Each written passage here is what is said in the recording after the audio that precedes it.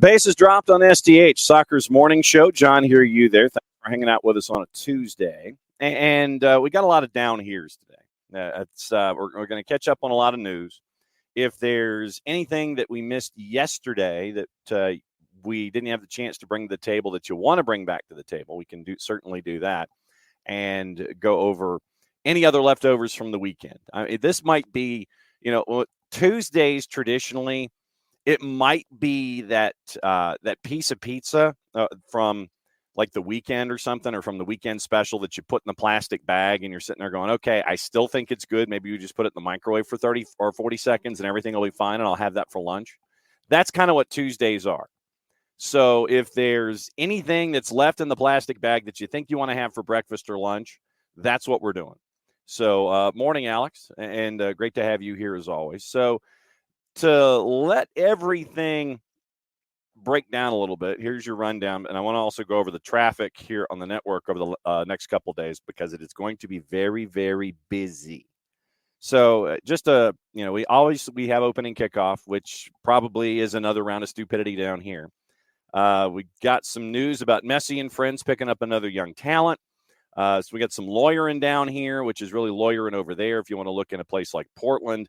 Obviously, the big story today is Champions League, and it is back. It is the knockouts. It's the round of 16. And one of the big stories that's attached to this is that on big CBS, you're going to have Manchester City this afternoon. So for CBS affiliates around the country, everybody's going to be watching Manchester City, and you're going to have some folks in some markets wondering, where's my early news? Folks are watching soccer. That's what's going on. So once again, big move by CBS as a part of Paramount and their activity with the Champions League. Manchester City's on big CBS at 4 o'clock, or 3:30, 4 o'clock. So we'll keep an eye on that as well. So no early news in your favorite market with your favorite CBS affiliate. So you've got all of that.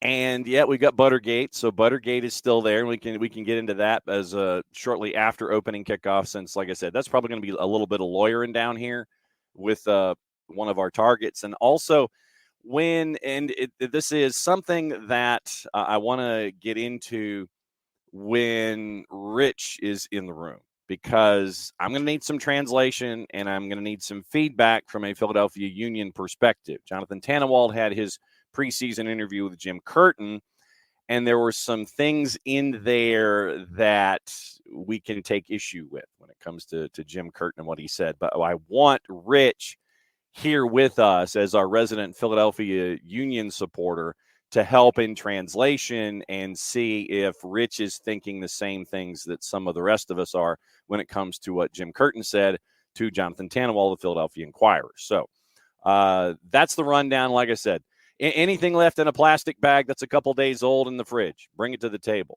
and we'll have that for brunch. So that's part of it too. But like I said, we got Lawyerin Down Here, Stupidity Down Here, Jim Curtin Down Here, News of the Morning, getting you ready for Champions League. Your question of the day, give me your dream scenario in Champions League.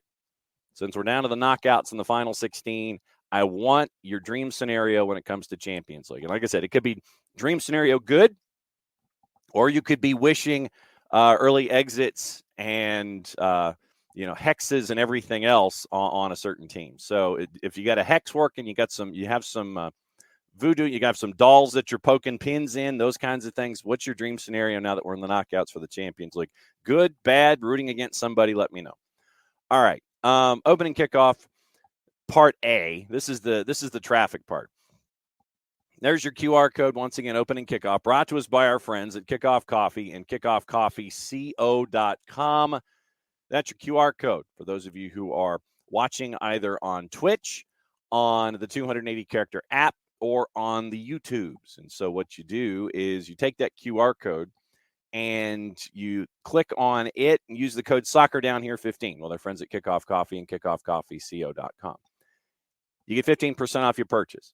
Our friends at Kickoff Coffee, they in turn take 10% reinvested into very cool things, youth initiatives, stuff that they have earmarked, and stuff that they think that is great, and fantastic relationship that we've had with our friends at Kickoff Coffee. So use the code SoccerDownHere15. You get 15% off. They take 10% reinvested into the youth game, youth initiatives, brought to us by our friends at Kickoff Coffee and kickoffcoffeeco.com. All right, so here's the traffic. I know that Nick's was wondering what the traffic is going to be the next couple days. So morning Alex, morning Nick's, and morning Four Card. Nick's wants to know what the schedule is in Huntsville. Is it Friday or Saturday? It is Friday and Sunday. It is Friday and Sunday, and I will be there for the matchups on Friday. And let me get my math here, so hang on just a second. And as we check in on Blast-Off Battle, and once again, SDH will be your audio home for Blast-Off Battle here in 2024. Morning Dell. And the matches themselves, and this is Central Time for Blast-Off Battle, Tormenta and Chattanooga FC, and we're catching up with both of them today. We will hear from them in the show tomorrow, along with Dylan Butler. And also on Wednesday night will be the release of the Blast-Off Battle preview. That'll be up on the network where we hear from coaches and players and get you ready for the weekend on the whole. So Friday the 16th. 4 and 7 Central Time. So 5 and 8 Eastern Time. We'll be on the air a little before each match. Tormenta, Chattanooga FC is your early game on Friday, 5 o'clock. Your late game is Huntsville City and Alabama Huntsville. Alabama Huntsville is the fourth team in after FC Tulsa had to back out of the tournament. So you get your local match, the UAH Chargers and Huntsville City. They will be your late game at 8 o'clock on Friday night. So 5 o'clock, 8 o'clock. And we are here's how we're going to break things up, because we've had the discussions. Dell has mentioned the Ocho and being in multiple places at one time. The way it's looking right now is that once again, set your preferences, and it's on Mixlr. So mixlr.com. And it's soccerdownhere.mixlr. soccerdownhere.mixlr.com. That's our hosting platform for the lead games on the network. So Blast-Off Battle will be on Mixlr, but set your notifications, and then that way when we're up and when you know that we're up, there's a place to go. So Blast-Off Battle will be on our Mixlr site, and that's how we're going to be getting things out live. The high school games are going to be on social media, on our social media platforms on Friday.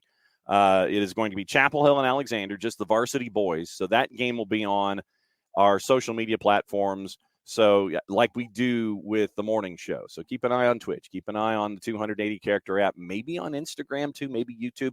So keep an eye on the social media platforms for where the high school game is going to be with Chapel Hill and Alexander, varsity boys. That'll be on the social media platforms, and on our lead live platform is where we're going to have Blast-Off Battle. It is 5 o'clock, 8 o'clock on Friday afternoon, Friday night from Wicks Family Field at Joe Davis Stadium. Morning, Pars. So Sunday, it is noon and 3:15. Sunday on the network at noon, it is UAH and Chattanooga FC. And then Tormenta and Hunt City is at 3:15. So those are the four matches. All of them are going to be on our Mixlr platform, our lead live platform. And Friday night's high school football game will be on our social media. Dell, we're going to have to. So tonight, we're going to start things off with one of our games of the week. We've got a 3-game week in high school this week. Maddie and Jason will be on the call down at McIntosh for Clarkston and the McIntosh Chiefs.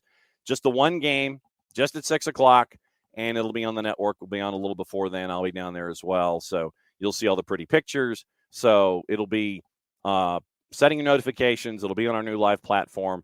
And once again, a little before 6 o'clock, it is Clarkston at McIntosh, the Tuesday night throwdown, once again presented by our friends at Kaiser Permanente. Tomorrow is an off day. We actually get an off day when it comes to this week in high school. Thursday, programming note. JL Mann from South Carolina has backed out from the game at Johns Creek. So Carrollton has stepped in, and it's going to be Carrollton and Johns Creek, one match on the network on Thursday night. And Jason will be there for that. I'm sure Maddie will be there for that, and the cast of thousands will be there. So One game tonight on the new live platform, Clarkston and McIntosh. Thursday, Carrollton at Johns Creek. One match on the new live platform. Friday, blast-off battle on the new live platform a little before 5 and a little before 8 Eastern. The high school game, Chapel Hill and Alexander, will be on SDH social media. So that's the programming to get you through Friday. Sunday is the doubleheader with Sunday's the doubleheader flip. UAH and Chattanooga FC at noon, and Huntsville City and South Georgia Tormenta at 3:15. So that's the programming this week on the network. So our new live platform, Mixler, you follow the link, set your notifications, and our social media will be the second location for the games of the week. So that's where the traffic is going to be when it comes to everything. Obviously, we still got the morning show, and it'll be on as it is normally. Dylan Butler joining us tomorrow. We'll get to hear from our friends at Chattanooga FC and Tormenta tomorrow. Thursday, Nico Moreno. Hopefully, fingers crossed, we'll find a way to have a signal strong enough to get out of vacation in Colombia and visit with us for a while, because we're getting ready for the regular season. So he's on vacation with the family. I think he's gotten double secret okie dokie to hang out with us at 10 o'clock, 10:30 Eastern time, as he always does on Thursday from Colombia. This will be the first time that we will have had a conversation from the South American continent, if we can pull this off. And then Friday will be live from Huntsville and getting ready for, obviously, blast-off battle on the weekend. Hopefully our friends from Beyond Goals can join us at 9:30, and we'll get you ready for the weekend at 10 o'clock. We'll have Maddie in to talk a little bit of Prem and Proper. Prem and Proper will be released on the network Friday afternoon. So that's the week here at SDH. Don't know. Nick's with a question. Are we doing any shows like we do when we go and hang out at local establishments? Don't know yet. If we do, it would be in the in-between day on Saturday. Don't know yet. Keep you posted. So keep an eye out for all of the social medias and things like that about possibly doing something on Saturday. Like I said, don't know yet. So that's where we are. All right. Other opening kickoff things that are taking care of housekeeping. Remember, this is the Marshall Islands scarf that Maddie has modeled and is now an international modeling star over at the Marshall Islands Soccer Federation. You can help out the Marshall Islands. It's in the Discord if you're just a Discordian people. If you're hanging out with us here on the live show, it is right there. It's the Raise the Fleet Marshall Islands fundraiser. It's 32.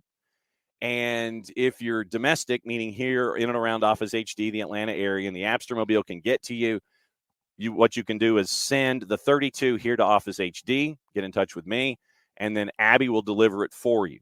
Abby will deliver it to your house. You get to see Abby. So 32 each on the scarves. And it helps out the Marshall Islands Soccer Federation. Once again, they're trying to have some activities here to get the national team up and running in our American football fall. And there's also some talk that Lloyd Hours, the technical director, might be dropping by a little sooner, maybe early spring. We've got to catch up with Justin Wally and find out about his experience with futsal that happened a couple of weeks ago now that he's back home in Europe. That's another thing that we've got to do. So once again, 32 for the Marshall Islands scarf. Helps out the Marshall Islands Soccer Federation. That's their fun. This is part of their fundraiser. Everybody's got the cool jerseys. Some of you have the cool bucket hat, and some of you can get the scarf. The scarf will be a part of production forever and ever and ever to help out the Marshall Islands Soccer Federation. So you can help them out right there. 32, and the Abstermobile will deliver, or 32 in shipping. If you are interested in, if you're outside the Atlanta area, say, and it might be too far for the Abstermobile to get to you, 32 in shipping, probably another 5. So 32 base. Reach out to me, reach out to the show, and we can figure out how Abby can get it to you if you want it shipped, 32 and 5. But once again, great cause from our friends at the Marshall Islands Soccer Federation. So that's your good traffic. That is your soccer for good traffic for the morning. So that's the good stuff. Let me get into comments before we get into stupidity down here as a part of opening kickoff. Let's see. Yeah, Alex mentions that Buttergate made it on the morning footy. I'm still repelled and repulsed. I have not seen and maybe some of you have. There are early thoughts as to who the perpetrator may be, who puts the entire stick of oleo in a cup of coffee.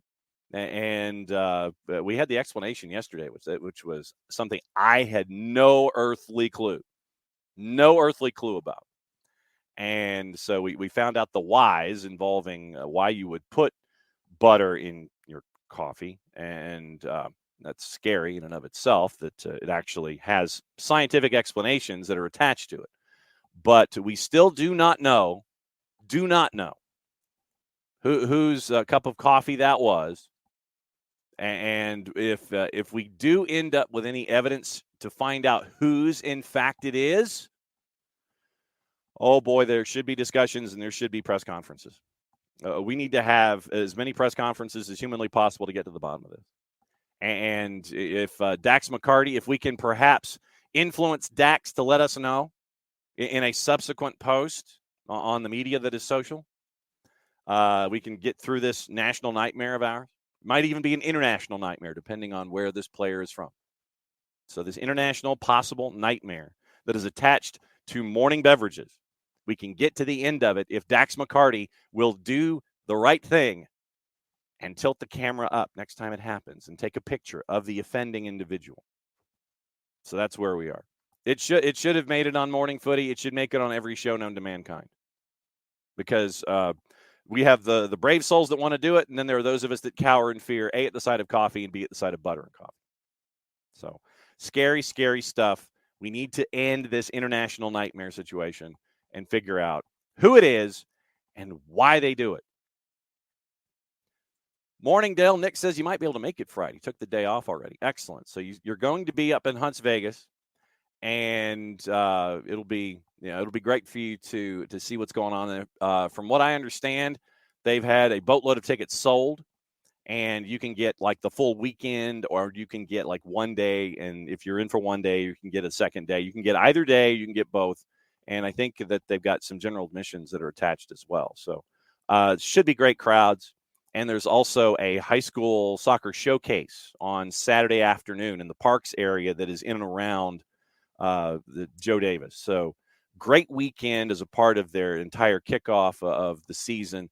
It'll be great to see our friend Jack Collison and catch up with him and all of our friends from around the footprint. But yeah, Blast Off Battle, the audio home of Blast Off Battle here in 2024, the SDH networks. KFC, coffee sans butter on the menu this morning for, I would probably say, 99.9% of people. That 0.1% that we're trying to get to the bottom of, we need the Hardy Boys Nancy Drew investigation. We really do. Getting to the bottom of the butter and coffee. This could be the shortest Columbo episode known to mankind. If Dax McCarty were to tilt his camera up, we could figure out who it is. Yeah, Del, we do talk about butter. Yeah, Del, the Tuesday night throwdown, it's a bit of a wrestling reference. You know how we are kind of wired here at SDH sometimes. So, yes. So, Tuesday night throwdown and the SDH games of the week are on Fridays. And yes, Nick's Tuesday. Not to be confused with Friday. We'll keep you posted. Del, do we have to eat the NASA freeze-dried meals in Huntsville? I don't know. I don't know if that is a rite of passage or not. I don't know if it's a rite of passage to be a part of Hunt City if you have to eat said freeze-dried meals as well. That is an interesting question. The freeze-dried meals scare me just as much as butter and coffee, because apparently you've really got to add a lot of seasonings, because these things are very, very cardboardian in nature, very, very stale in their taste. Some folks with MREs, and I'm sure that Nick could answer the MRE question and the freeze-dried question about the texture and the taste of these things. But once again, something else that makes me scared. Nick's might still have some freeze-fried ice cream from your team. Freeze-dried ice cream from your team years. Not a fan, not a shock. Dell used to have some to space camp, and trying what for the show, Dell? Am I supposed to try the butter and coffee? That is not happening, sir. That is not happening. Dave, it has to be grass-fed organic butter. Yeah. Okay. For the effect, for the boosting of the caffeine after breakfast. Yes, Alex, this is absolutely true. Absolutely true. Alex says, this is the scenario that whistleblower laws were created for. You are 100% correct. Absolutely true. David, this is not the bulletproof. This is the bulletproof coffee branding. Yeah, it is. I think that this is just kind of homemade. It's homemade bulletproof coffee. Dell, under no circumstance will I put butter in my Mountain Dew. That just probably would make me sick, just at the sight of it, and much less consuming it. Much less consuming the butter in the coffee. No, that's. Ugh. Kefsey says Jeff Hardy will not help in this situation. Exactly. Delete. Absolutely. And all right. So, and Michael, never a fan of the wrestling commentary and the analogies. All right. So, opening kickoff now and dealing with stupidity down here. And technically, this is both stupidity down here and Lawyerin down here. And we go to Europe and check in with our buddy Luis Rubiales. And the former Spanish Football Federation president's appeal, remember, it failed last month. Rubiales has been heavily criticized by FIFA, who said his, quote, victim-blaming tactics over Jenny Hermoso were, quote, in line with that of perpetrators of sexual abuse, end quote. Also accused by the appeal committee that upheld his 3-year ban of being in denial, and I'm not talking about Egypt. 3-year ban of being in denial about the nature of the incident which saw him kiss Jenny Hermoso on the lips after the World Cup final in Sydney. Once again, this is Tom Gary and our friends at the Telegraph. Rubiales had appealed against the 3-year ban imposed on him by the disciplinary committee all the way back in late October, just before Halloween. And it was announced last month that the appeal had been unsuccessful. The written reasons behind the appeal committee's decision were published on the website for FIFA. That's why we get to talk about them now. The document says that while making his case during the appeal hearing in Zurich about a month ago, Rubiales compared the length of his ban to those issued to Sepp Blatter, 6 years, Michel Platini, 4 years, as well as comparing his suspension to Luis Suarez's 4 months for biting a fellow player.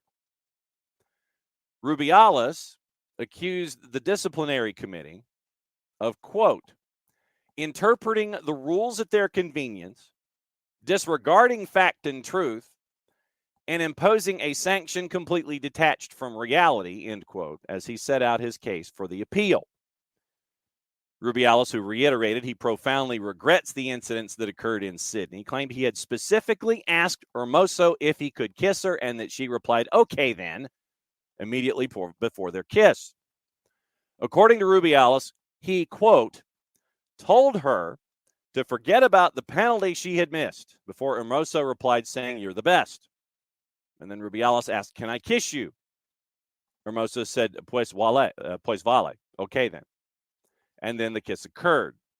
Once again, this is what Luis Rubiales is saying, and that he told the disciplinary committee and the appeals committee at FIFA.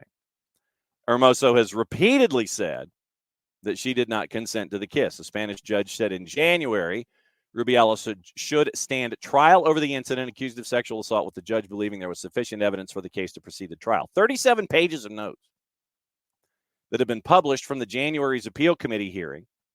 Appeals committee said, quote, the committee pointed out that the appellant's overall behavior during the present proceedings is regrettably in line with that of perpetrators of sexual abuse who commonly resort to victim-blaming tactics, end quote. Responding to Rubiales' claims, Hermoso had made light of the kiss on the night. The appeal committee were, quote, convinced that the player downplayed the matter so as not to tarnish the celebrations.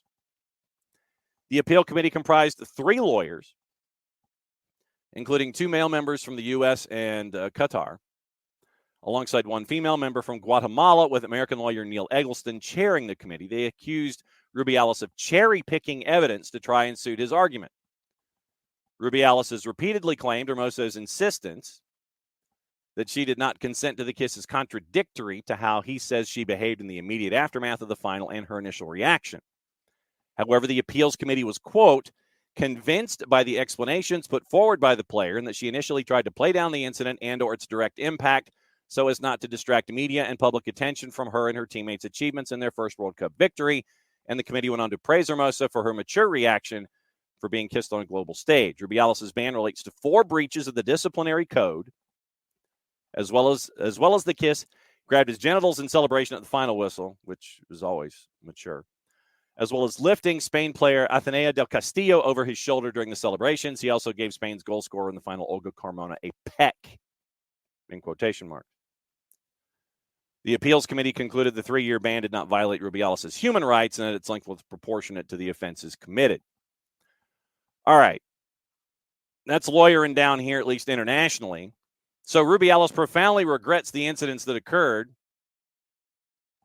but it still seems like he feels like he did nothing wrong. And the appeal time frame that he is appealing, he says it's disproportionate to the crime or the action that he allegedly committed. So corruption gets you 6, corruption gets you 4, biting gets you 6 years and 4 years. Biting gets you 4 months. Rubiales gets suspended for a handful of years, and he says it's disproportionate because of how he wanted to. How do we phrase this? How do we say this? Impose himself upon the female players of Spain after they won a World Cup. Activity like this has no place in the sport. It has no place in any sport, much less the one that we talk about for 2 hours plus every Monday through Friday morning. It's disgusting, and it has no place. And for Luis Rubiales, and this is what we see with folks who feel aggrieved in a situation, yet at the same time, the other 11 gazillion of us that are looking outside know that something is horribly wrong here. And you go, nuh-uh. My response to Luis Rubiales in that case would be, yeah. The man has no business being anywhere near a national soccer program. None. Corruption gets you 6 years. Corruption gets you 4 years, according to the FIFA committee. How he handled himself in a truly gross manner from human being to human being. He's like, that's disproportionate.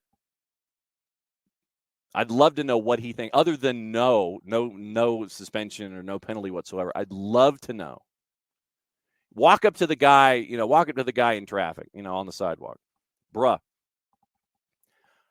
If FIFA came to you and said, I feel like Christopher Walken, if you acknowledge you did something wrong, then what do you think your punishment should be? What do you think the punishment should be? And it'd be like, nothing. Hate to break it to you, pal, but that's not how this works. You don't impose yourself upon other individuals. You don't force yourself on other individuals. You don't grab your junk, and I'm sure that just got us the explicit rating. You don't grab your junk when you're celebrating and you don't grab your junk when you're celebrating a women's championship.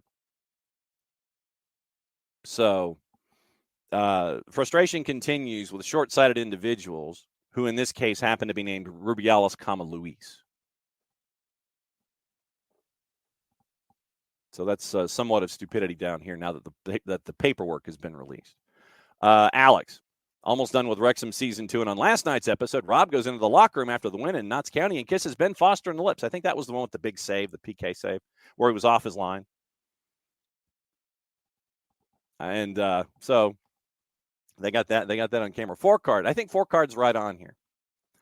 Four-card says they should add 1 year for wasting everyone's time with this nonsense appeal. and he ought to pay for it.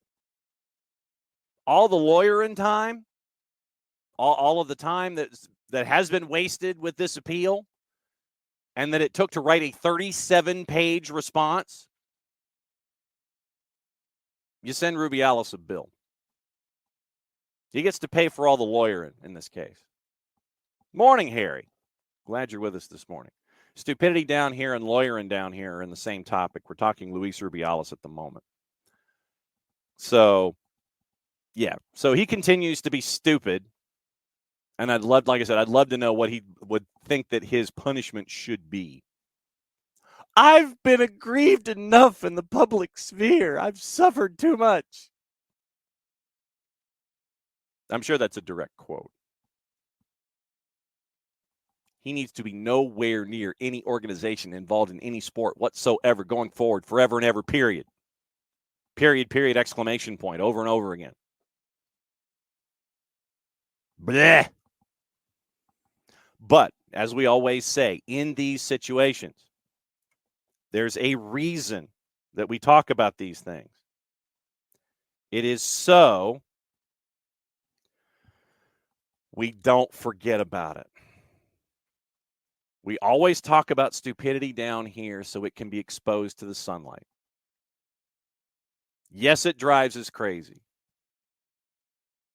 But it's a reminder to all of us in these situations that you can't let this stuff just go by the wayside. You can't just accept it and go.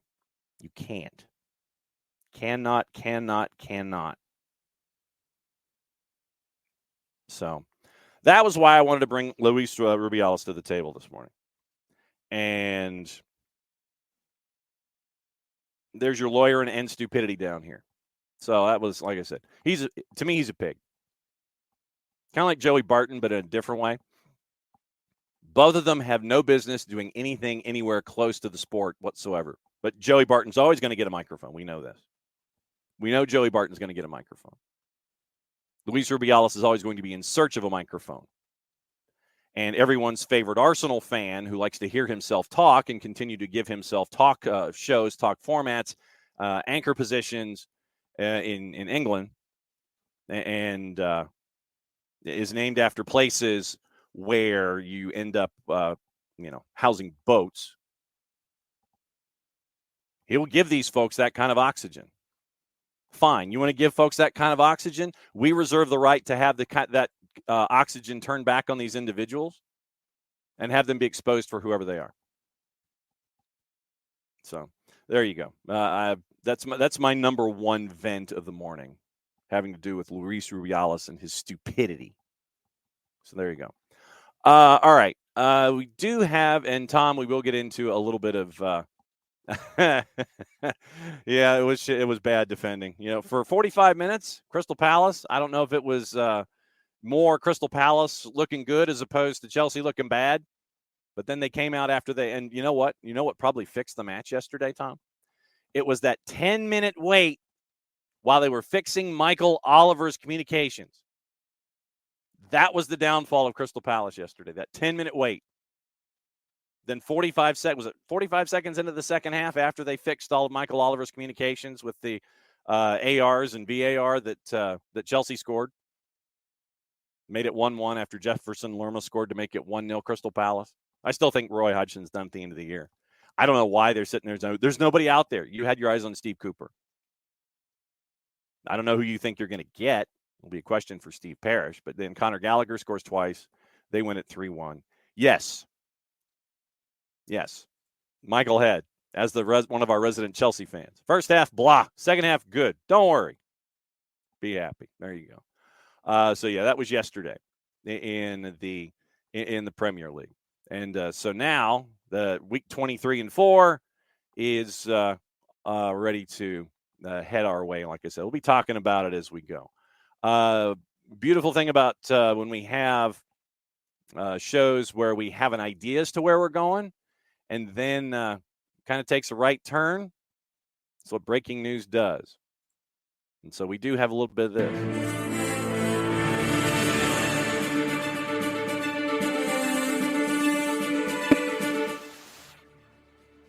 From our friends at the Telegraph, and you know when they lay this out as an exclusive, Sir Jim Ratcliffe gains Premier League approval over Manchester United's sale. From Tom Morgan, Ratcliffe deal is now all but done. He's received Premier League directors and owners' test approval for the 25% purchase of Manchester United.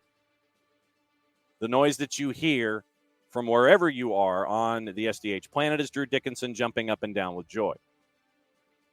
Deal will be completed within days as the Football Association signs off on a final agreement after Ratcliffe extended his purchase offer until the end of this week. And according to folks like Ben Jacobs, extending purchase offers, not something that is completely and totally out of the ordinary. You're just trying to get things all laid out and make sure that all of your I's are crossed and your T's are dotted. United's Class A shares rose more than 6% to $21 in post-market trading after the tender offer deadline was extended to Friday from Tuesday. Club filings with the Securities and Exchange Commission overnight confirmed the league has privately approved the deal. Premier League statement confirming the decision is only expected once Ratcliffe completes, however, which is likely next week. Filings confirm no doubt. As far as United shareholding setup is concerned, the Ratcliffe deal will be done. Just under 37% of the outstanding Class A shares had been, quote, validly tendered and not validly withdrawn pursuant to the offer.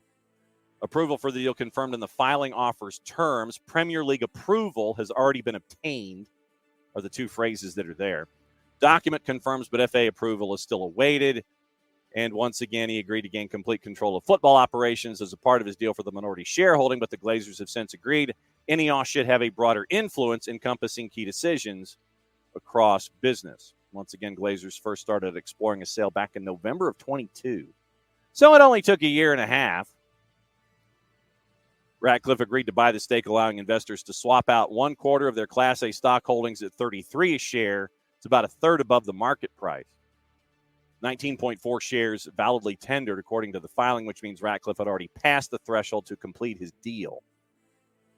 The Glazers, and this is where you put your fingers in your ears, the Glazers are set for a cash windfall of around £715 million from the sale of B shares to Ratcliffe. Adds to earnings of around £465 million through past sales of A's and around $150 million in dividend payments. However, it was announced in previous filing there will be no dividends paid for at least 3 years under the Ratcliffe deal with the Glazers. So, officially official, you have drag-along rights included in the deal. That means Ratcliffe would be obliged to sell his shares, subjecting him to receiving $33 a share from the Glazers should they decide on a full sale 18 months from now. A drag-along right is a provision or clause in an agreement. Enables a majority shareholder to force a minority shareholder to join in the sale of the company. So, officially official. Ratcliffe gains Premier League approval over Manchester United sale. Also, Spurs are going to launch a Conor Gallagher move if the Chelsea contract situation is unresolved. This is from Matt Law this morning. Spurs are going to make a move for Conor Gallagher. Michael Head. Make a move for Conor Gallagher at the end of the season if the midfielder is still not agreed to a new contract at Chelsea. Chelsea face what is referred to by Matt Law as a nightmare dilemma over a player who could have left in the last 3 transfer windows. According to one expert, Gallagher's value is falling as his contract runs toward its final 12 months, but salary profile is increasing. Pochettino called him priceless after the 2-goal performance against Crystal Palace last year. And remember Crystal Palace? That was where Conor Gallagher went on loan. They love him at Selhurst Park, and so he scored twice yesterday. No significant progress over a new contract for Gallagher, who Chelsea accepted 2 bids from Everton for in January of 2023. And so keep an eye on Conor Gallagher's status. Michael, no. Michael's already fired up. Not happening. La. Michael wants this done now. Lock him in. So that's where we are. Yeah. So that's your exclusives latest. We'll get into more stuff here as we go. Spurs, by the way, are sure that Ange Postecoglou will not leave for Liverpool. And a really cool note: Sven-Goran Eriksson is going to manage. He's going to be managing Liverpool as the club grant him a dying wish. Very, very cool stuff. He'll be on the touchline for a Liverpool Legends game against Ajax next month, following the terminal cancer diagnosis. So very, very cool move by our friends at Anfield. Ericsson will be a part of a management team, includes Ian Rush, John Barnes, and John Aldridge when they play Ajax, March 23rd. So cool stuff all the way around. And that's just a little bit of the breaking stuff this morning. And if anything else has broken, obviously, let us know about it. So that's, like I said, full morning on a bunch of different fronts. We still have some Lawyerin Down Here to get into. We still got a bunch of other things to get into, but it is also the beginning of Champions League today. Knockout stages. We're down to the final 16. Once again, my question of the day for you. Give me your scenarios whereby, feel like the villain in Silver Streak. Give me your scenarios. Give me what you want to have happen. Give me what you think is going to happen. What you want and what you think. So that's what we're staring at. Knockouts today in Champions League, and juice boxes, according to our friends at Odds Portal and the Composite. 2 matches at 3:00 today. 2 matches 3:00 tomorrow, and then the other 8 go next week. Copenhagen hosting Manchester City. No real surprise. Manchester City's a minus 417 going in on the road. Draws a plus 550. Copenhagen a plus 1173. The other 3:00 match, Leipzig and Real Madrid. Leipzig is a plus 196. Draws a plus 276. Real Madrid is a plus 131. So we've got in these round of 16 fixtures some really intriguing stuff. Lazio Bayern Munich is tomorrow.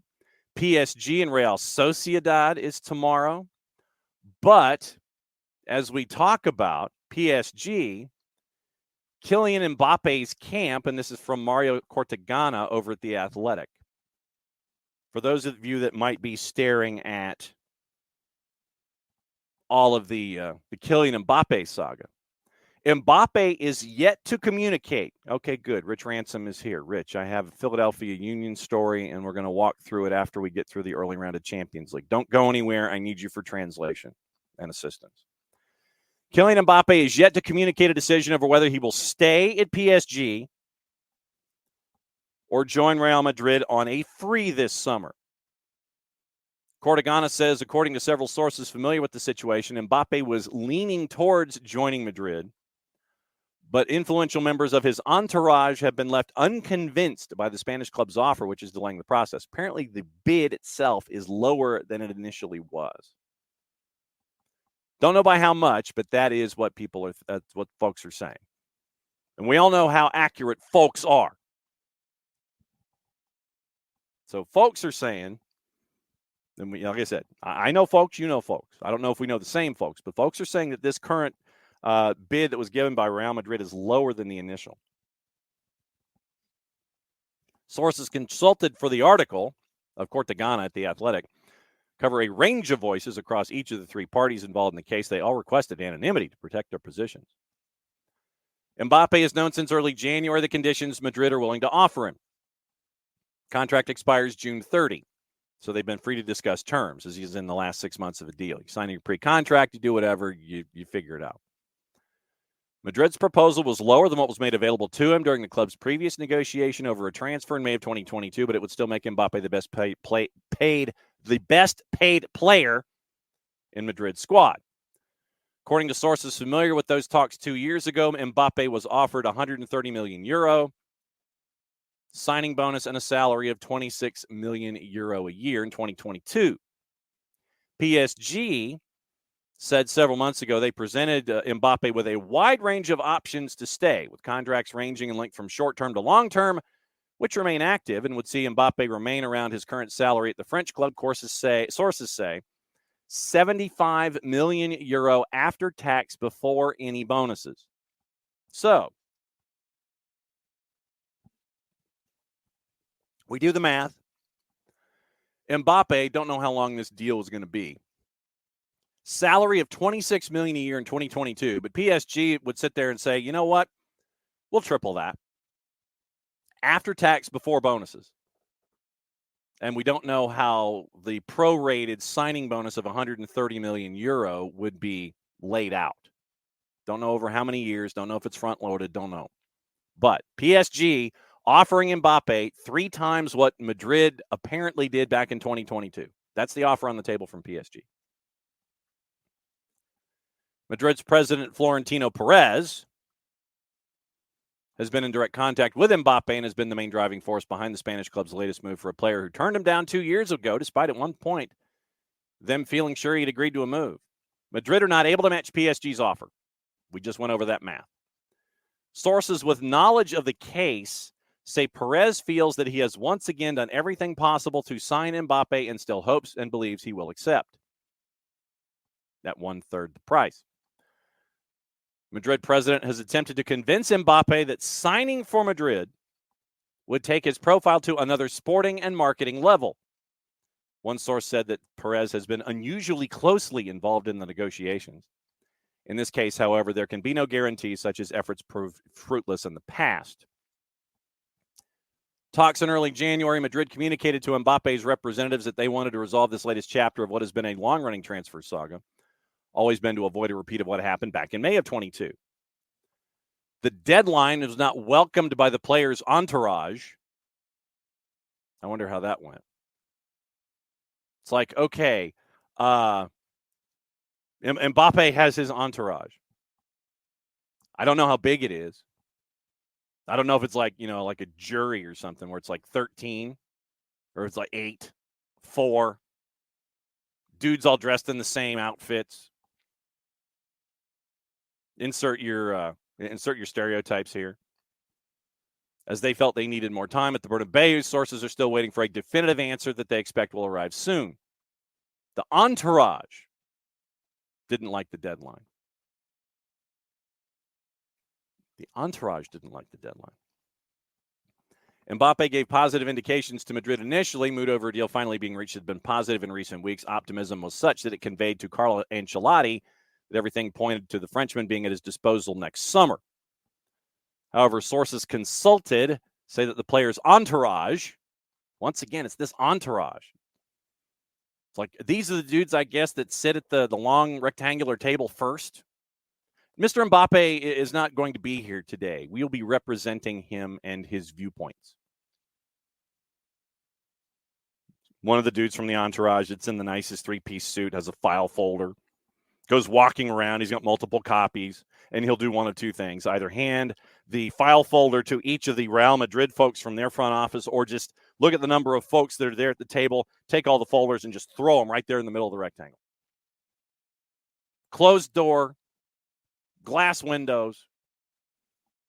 Dude from Mbappe's entourage just takes the folders and just throws them right there. Here's our proposal. This is what we think. The entourage. The entourage is divided on how to proceed. Important voices among Mbappe's camp point out Madrid's offers below what Mbappe earns at PSG or could earn from another potential suitor. Like maybe Messi and friends. Sure, he'll start that rumor now. Why not? What the hell? Parc des Princes figures recent weeks felt more pessimistic about securing Mbappe's renewal.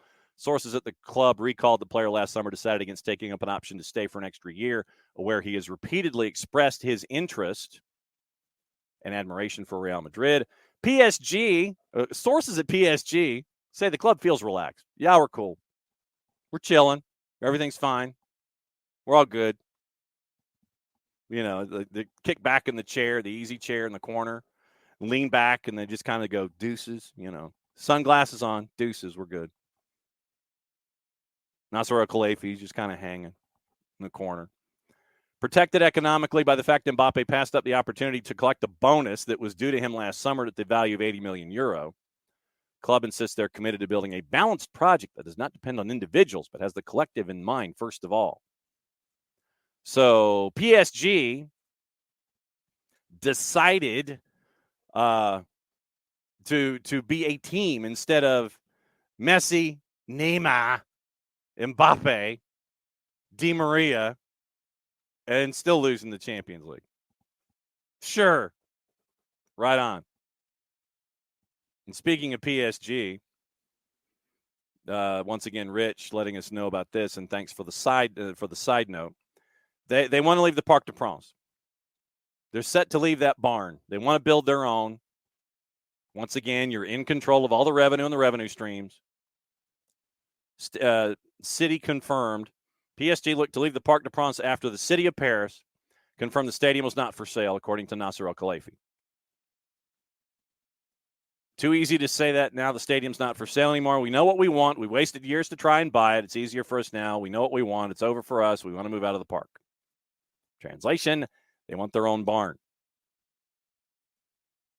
Pierre Rabadon, Paris deputy mayor for sports. He was the one who was volunteered to give the soundbite for the city. Sale is not desirable because that would be a decision with no turning back.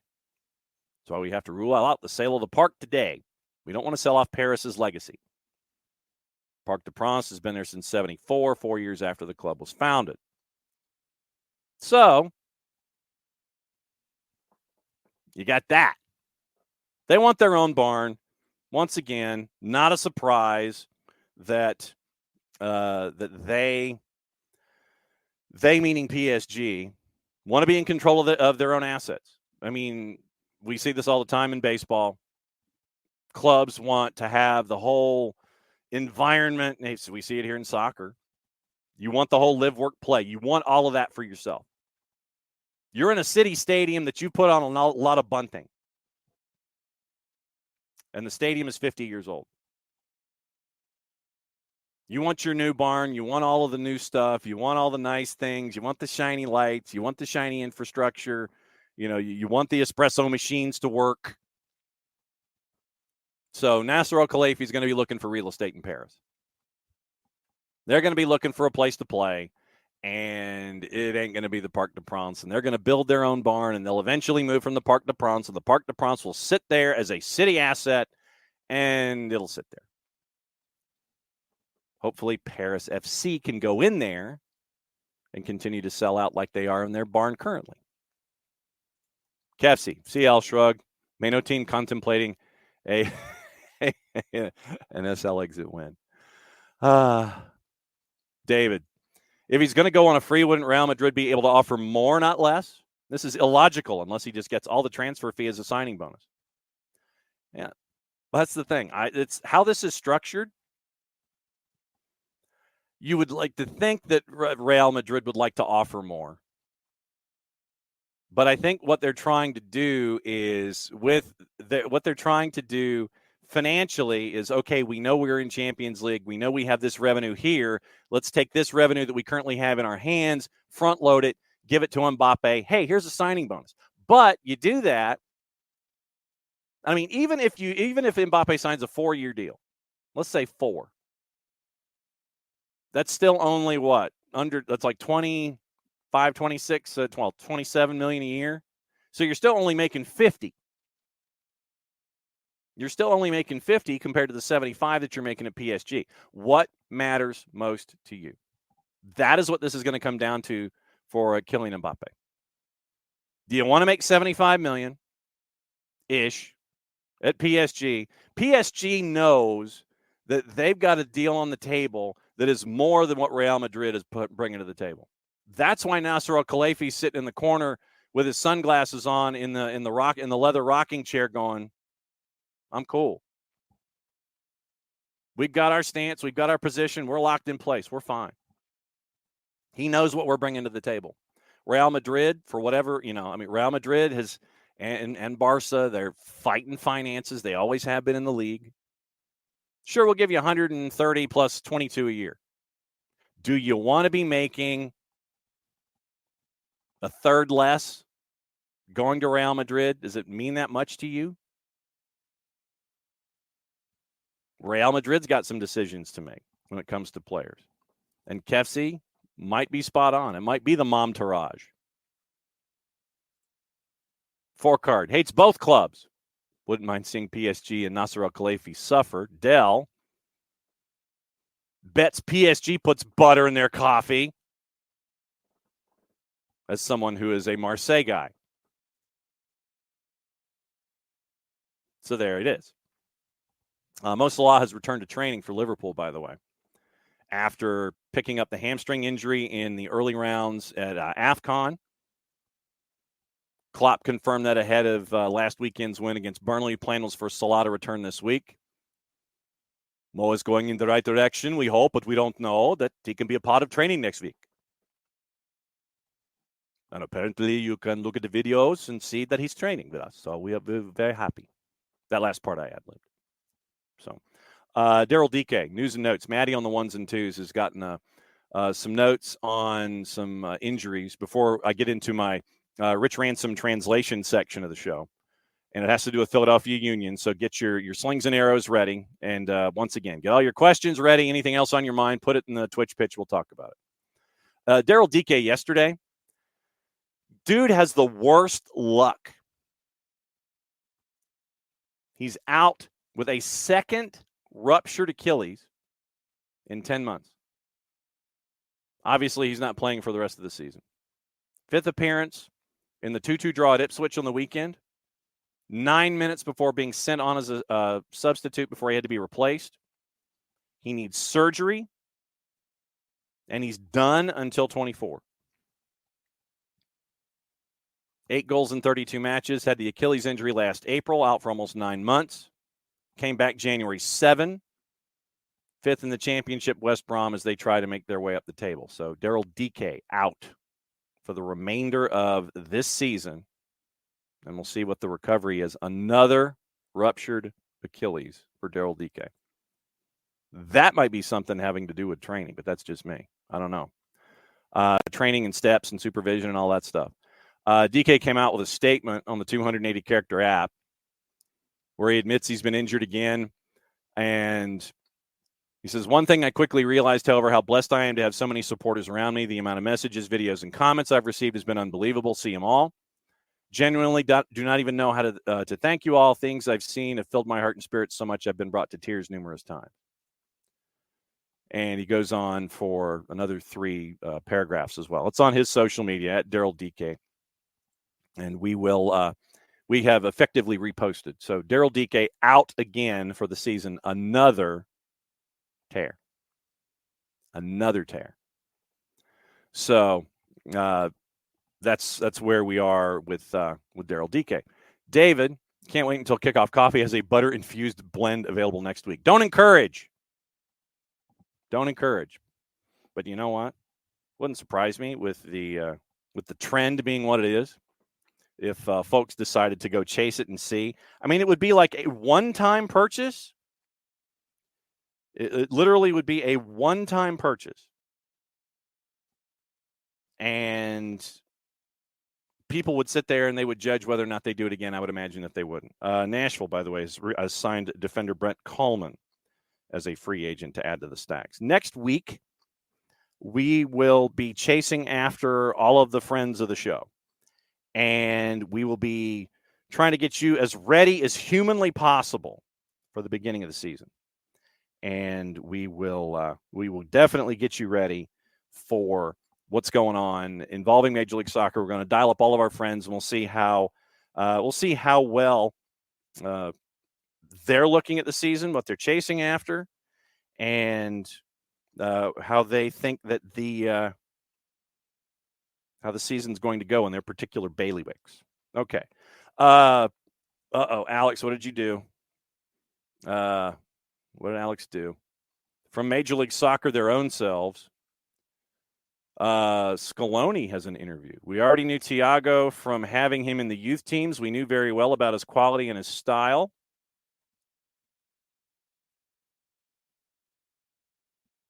Nat Sound highlights.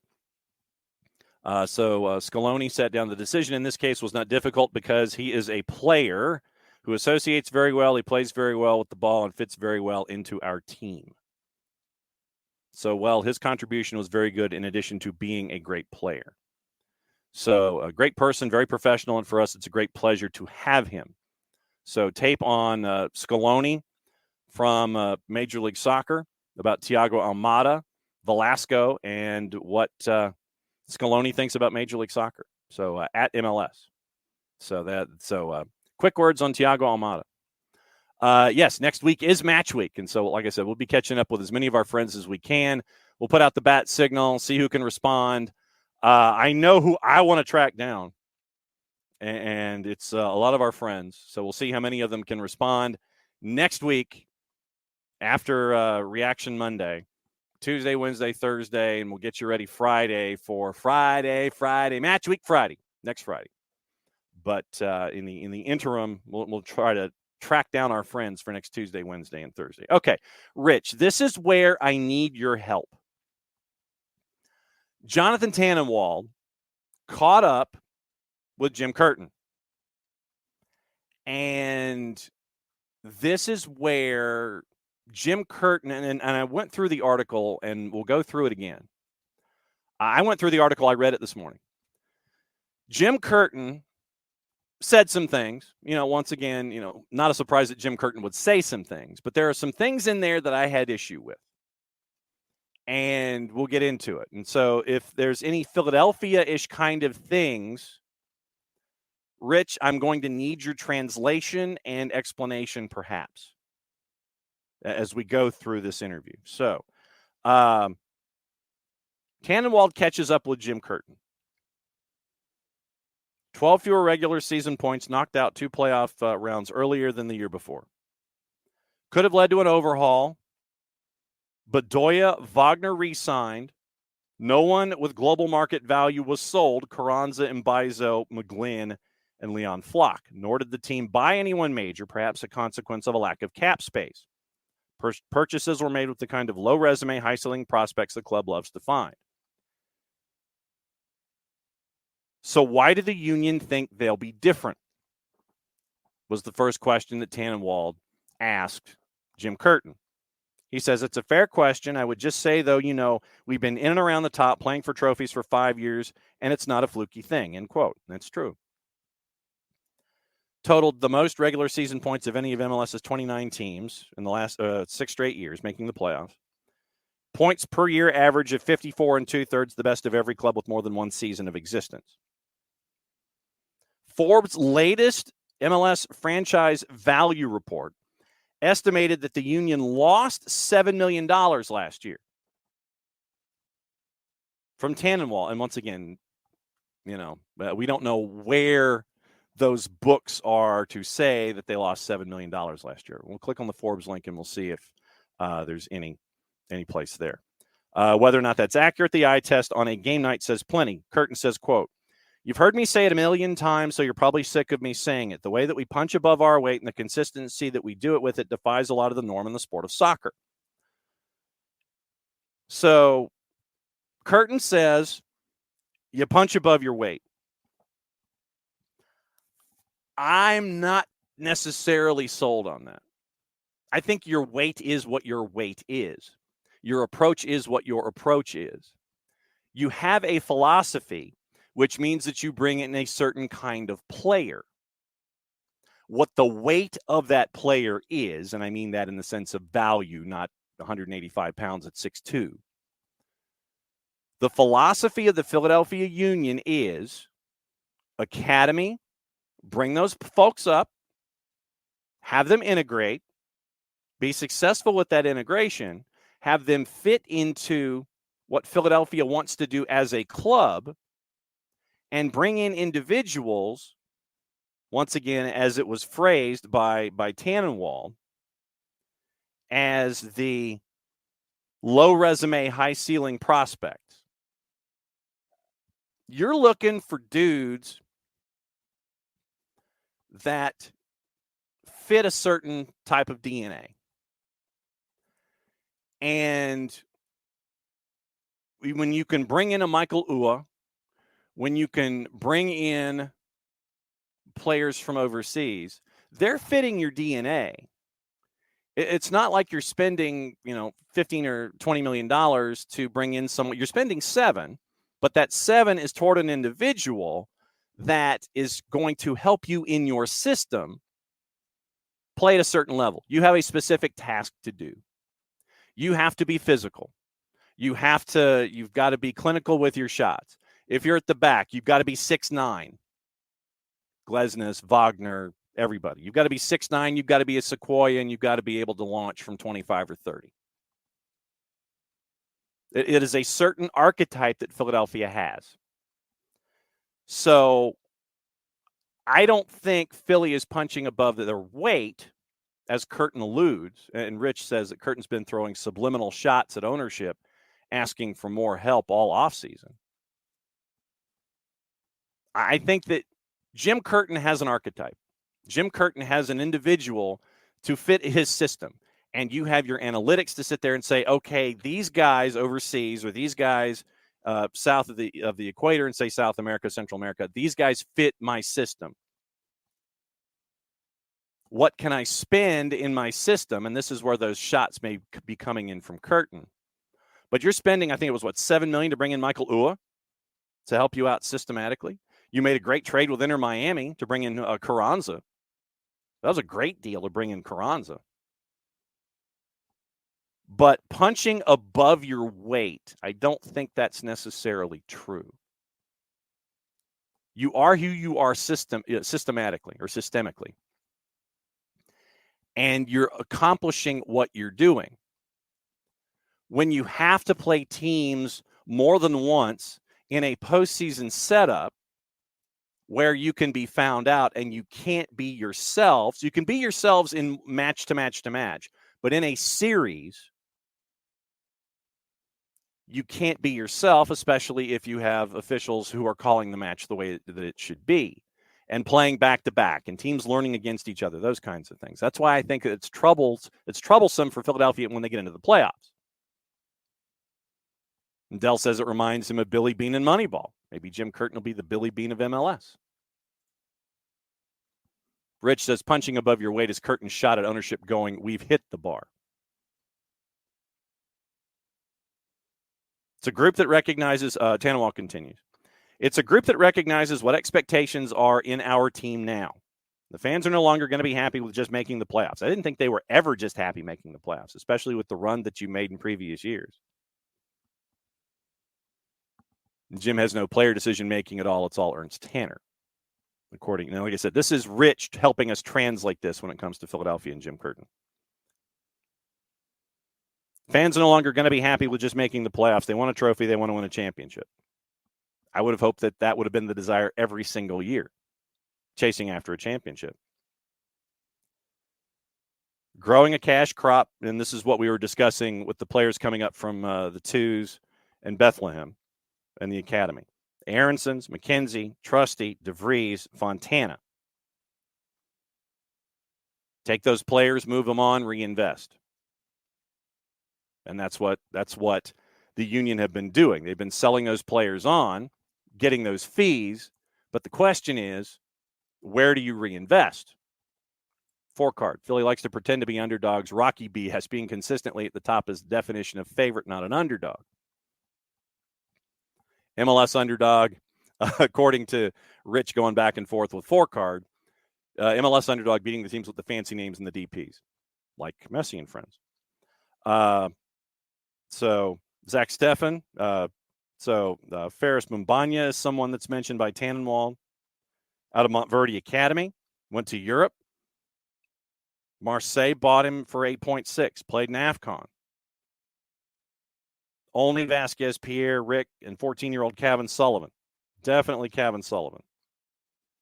Curtin admits, I think it's no secret we have this good wave of young talent coming up, but we have to find the right time to get them minutes.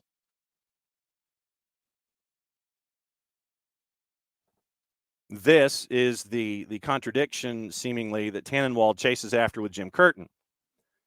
Trying to find them minutes.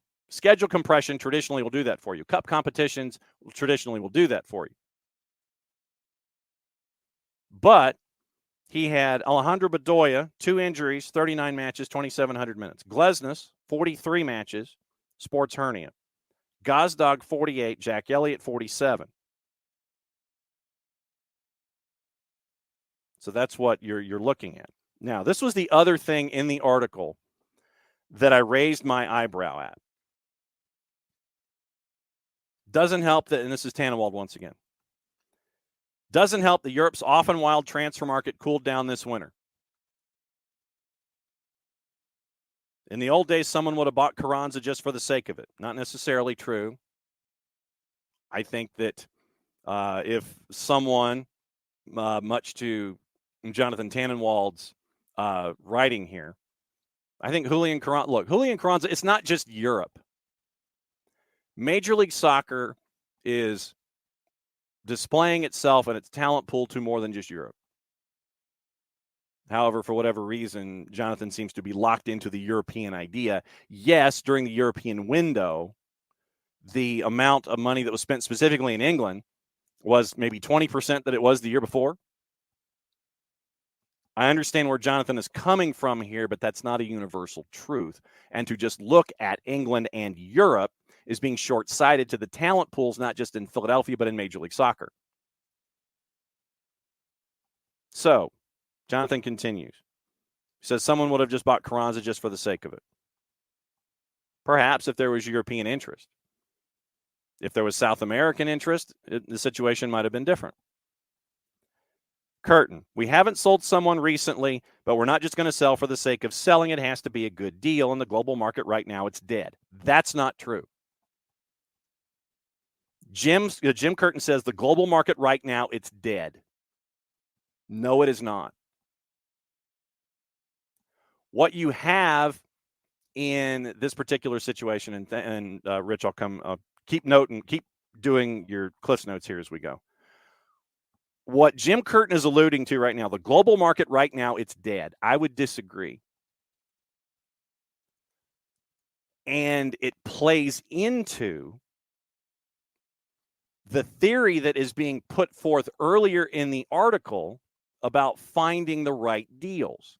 And what we're talking about here with Jim Curtin, finding the right deals, finding the right players that meet your systems. I don't think that, and I keep coming back to Michael Ua as a pickup. And like I said, and Carranza inside the league as a pickup. Those were economical pickups. You look at the roster and how it was assembled. You've made some good value selections, and they've grown into, in addition to the folks that have come up from the academy, you've made some good value selections, and you've done well. I mean, we get into the whole Kai Wagner thing. He was being looked at by teams over in Europe. But right now, it's not dead. It is where you look. It is where you look. You are looking for inbound, outbound, obviously, in the economy these days, especially with FFP and the profit and sustainability, PSR or FSR. You're looking for inbound, you're looking for bargains. You're looking for distressed assets. And this is where I think if you were a club that had this kind of approach, and this is where I'll compare Atlanta United and Philadelphia Union. Atlanta United and the front office went after, I'll give you the two guys that immediately pop into my head. Stian Gregerson and Bart Sliech. If I'm not mistaken, the total price on both of those individuals was $6 million. 3.5, I think, to Legia Warsaw, plus a percentage of the pass. 2.5 to Bordeaux for Gregerson. So that's $6 million. In the past, Philadelphia has spent 7 bringing in a top scorer. I think that it's up to the front office of each individual franchise to look to fit what's going on within their own economic systems. So if you're looking for players as Ernst Tanner should be to help out his head coach, then I would posit that there are places to look where you can find distressed assets that fit your system and you won't have to break the bank. This to me seems, and once again, this might be part of Jim Curtin firing a shot at the front office.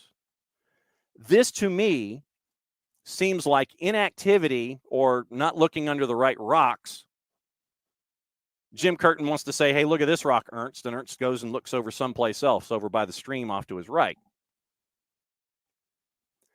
You got to look for those distressed assets. You have to think of today's marketplace with a dead transfer market, the global transfer market being dead. You've got to look in those places that assets are distressed. What's good for you in these situations is going to a Bordeaux who is trying to keep itself afloat, frankly, in Ligue 2. And I mean, this has probably turned itself into economics down here. You know, something Keynesian today, trickle down economics. But you look at a team like Bordeaux. Bordeaux is 13th in Ligue 2. They've had a decent run of form. They're still 13th. And they're 7 points clear of relegation. They picked up some steam recently.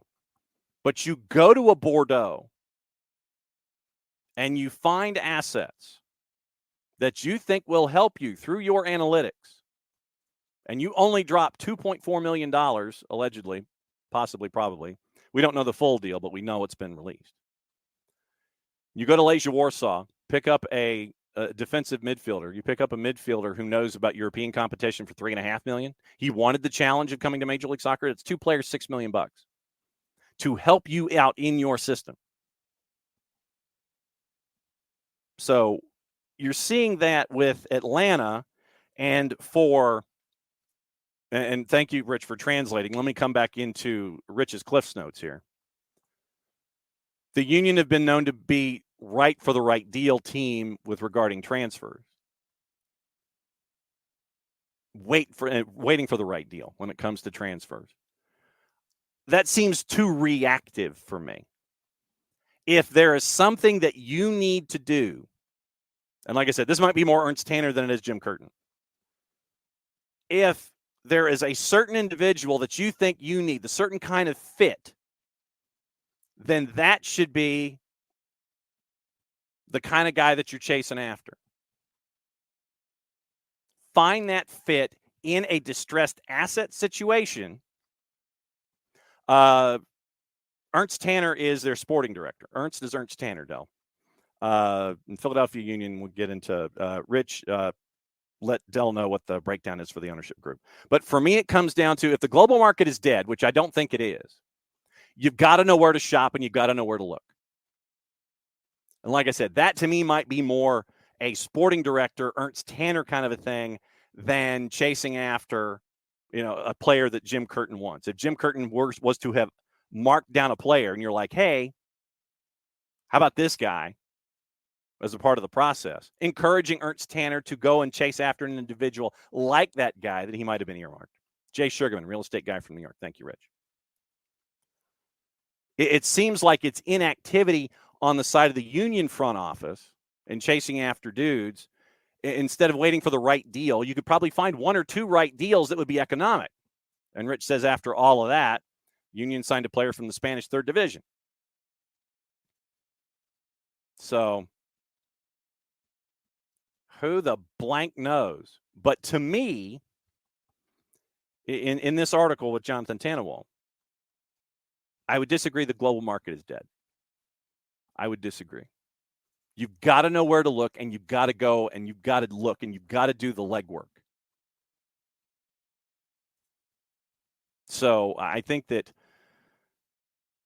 there's that disconnect involving the head coach and wanting certain players and knowing certain players that the sporting director will bring in, and Atlanta United can bring in 2 for less than that 1 player to fit the needs that you're doing. So the players are out there. So wherever the disconnect is and why the conversations aren't what they are, to a degree, I'm still shocked that Jim Curtin wanted to stay as head coach because of all of this angst that is going on between Jim Curtin and Ernst Tanner. Last point from Curtin. There's only a few leagues in the world right now that will grossly overpay for players.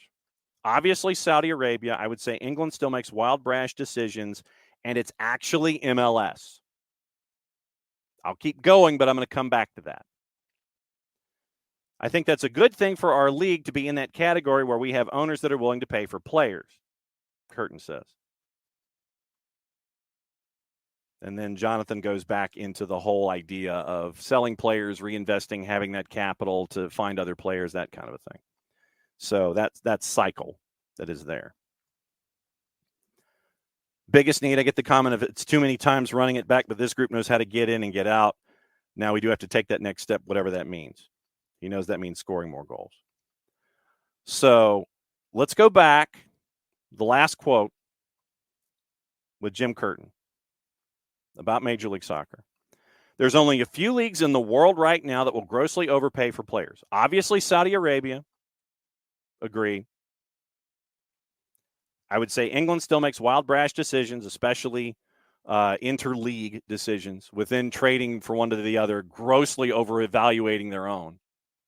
Declan Rice, $100 million. Once again, that's inside the league where you have those kinds of things. And Chelsea, who wants to spend, Bully Clearlake wants to spend all the money. Sorry, Michael. And actually, it's MLS. Yes. But the thing is, and Rich says, the translation, do what Miami is doing. I hate to break it to Jim Curtin, but there are different ways of being successful. Yes, there are some clubs that do not spend money. Philadelphia being one of them by comparison, Sugarman, Durant et al. But you've proven that you can get to a certain place, which includes the last game of the year, with the system that you have. It is a successful way of going about things. GTSR God, first off, welcome from Paraguay. On occasion, I do know, and we do get to watch South American soccer as a bit of a sidebar. We do know the soccer team Olympia. We know the one in Central America and the one in South America. So we do get the chance to watch them. So Jim Curtin says, do what Miami's doing. For a team that apparently lost $7 million last year, according to the Forbes valuation, I don't know if that's necessarily a good thing. And I know that that is something that Philadelphia, I would imagine they're not interested in. That they're not all that fired up about spending after having lost $7 million. Allegedly, possibly, probably, when it comes to value. With LAFC being valued at $1.2 billion and Messi and friends at $1.03. Atlanta United increased in value 6% on revenue of $95 million, operating income of $9 million, worth $900 million. So Philadelphia, 2023 revenue, according to Forbes, $69 million. Nice. Operating income -7. Jay Sugarman and Richard Leibovitz, your key owners. And so they are right now the 12th, according to Forbes, the 12th highest valued franchise in Major League Soccer. Still upper half, $670 million. But last year, on 2023 revenue, your operating income was a -7. That's not the kind of thing that you want. So I understand why Sugarman, Leibovitz et al. Are kind of skittish about doing these kinds of things. So there are teams that will spend. And I can guarantee you these days, I can guarantee you that if it ever came to a day where Sugarman, Leibovitz et al. Wanted to sell, that someone would step up and buy them. Someone would step up and buy the Union at 670 to 700. They would do that because for every individual that we look at in Major League Soccer that doesn't spend money, others would definitely do it. Rich mentions also building a new training center and field house on the property. So money's going to that. Understood. But if you look at, let's look at the teams. LAFC, we know they're going to spend money. They got to spend money right now because they've only got like 18 players on their roster. They're going to spend money. Messi and friends, they're going to spend money. Looks like they're going to bring in Redondo from Argentinos Juniors as a U22, and they're going to sign him. They're going to spend $8 million and get him from Argentinos Juniors and bring him in. So once again, everybody's going to look at Messi and friends and go, how did you get Redondo? Real Madrid is sitting there staring. We thought we had Redondo, but we don't. Cesar Luis Merlo reported that yesterday. So once again, going into Central and South America, looking for talent, you end up with Messi and friends getting a true talented player, Federico Redondo from Argentinos Juniors. Agreement with Argentinos Juniors, documents being exchanged. Argentinos Juniors, $8 million US, 15% of the pass. So Federico Redondo coming to Messi and friends to be a part of this. And everybody's going to sit there and go, how are you fitting him in? Well, he's a U22. I imagine he's going to be a U22. So only $200,000 of whatever they want to pay him goes into the cap. That's how this one happens. You need help. You're getting Federico Redondo from Argentinos Juniors. He's probably a U22. LA Galaxy, they're going to spend money. They're owned by AEG, Anschutz Entertainment Group. Atlanta United, they're going to spend, but they're going to do it wisely within the system. They're going to spend big on some positions, other positions where they have value. So Atlanta United does it both ways, actually three ways. Finding the talented strikers, finding the talented midfielders, finding the pieces that fit, and developing from within. So all three ways Atlanta United does things. Right now, they're valued at $900 million. NYC, valued at number 5, once again, City Football Group. Right now, NYC, because they're building the stadium at Dillon Butler Estates, may not be investing as much as they have previously in NYC. Operating income last year for NYC at a minus $9 million.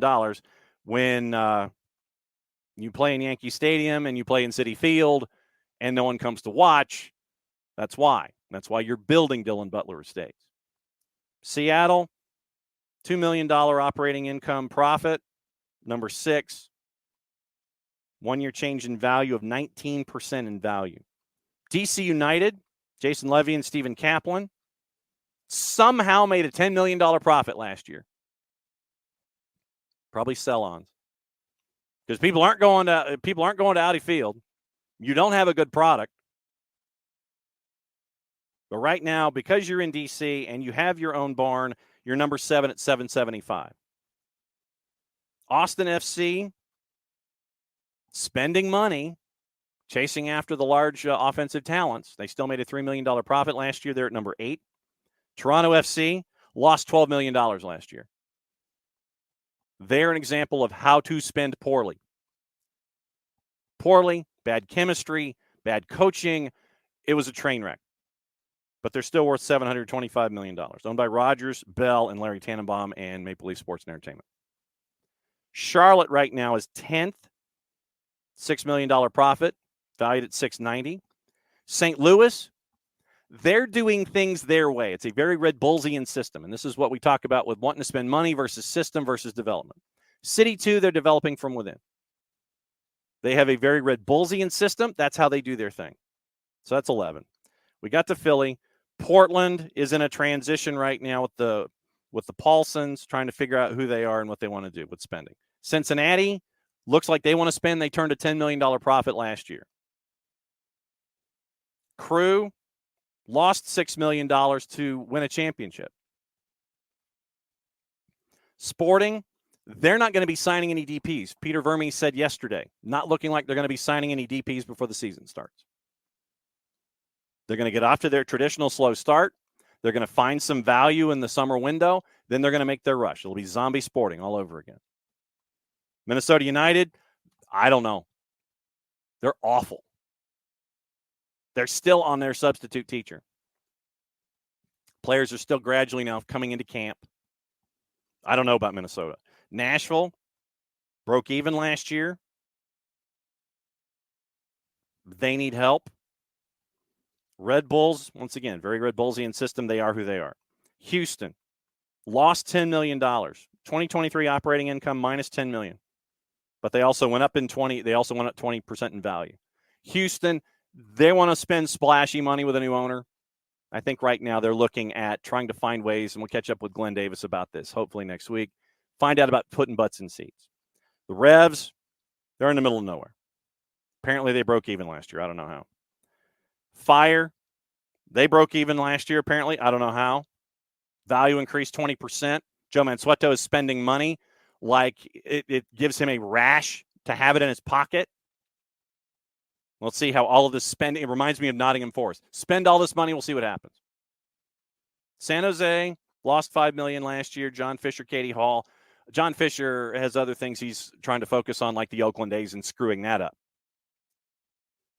FC Dallas lost $9 million last year, but they had a 25% change in value. Deep runs and will do that. Player development is how Dallas does it. Bringing in the marketed player that fits their budget and the system that's there. So once again, that's the three ways about going at it with Dallas. RSL, Blitzer and Smith broke even last year. You know that they're going to want to try to spend money to bring folks in. Orlando City lost $3 million last year. The Wilfs need to sell Orlando and buy Minnesota and help them out.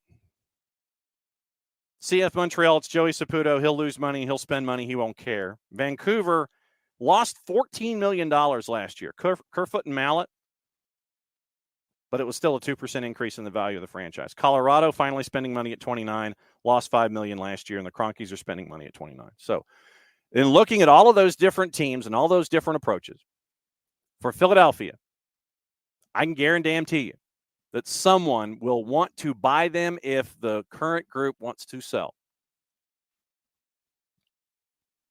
Rich. Sugarman and Leibovitz are hesitant to sign a high-priced DP after Marco Fabian. Honestly, if a big signing doesn't, it would hurt the owners' personal finances significantly, and that's what scares them if it doesn't work. And that's why I think, once again, if Sugarman and Leibovitz ever got somebody to walk over to them and hand them a check, they would sell. Right now in Philly, you're kind of in the in-betweens.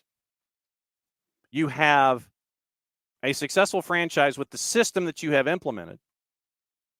But now, with the academy continuing to bring talent in,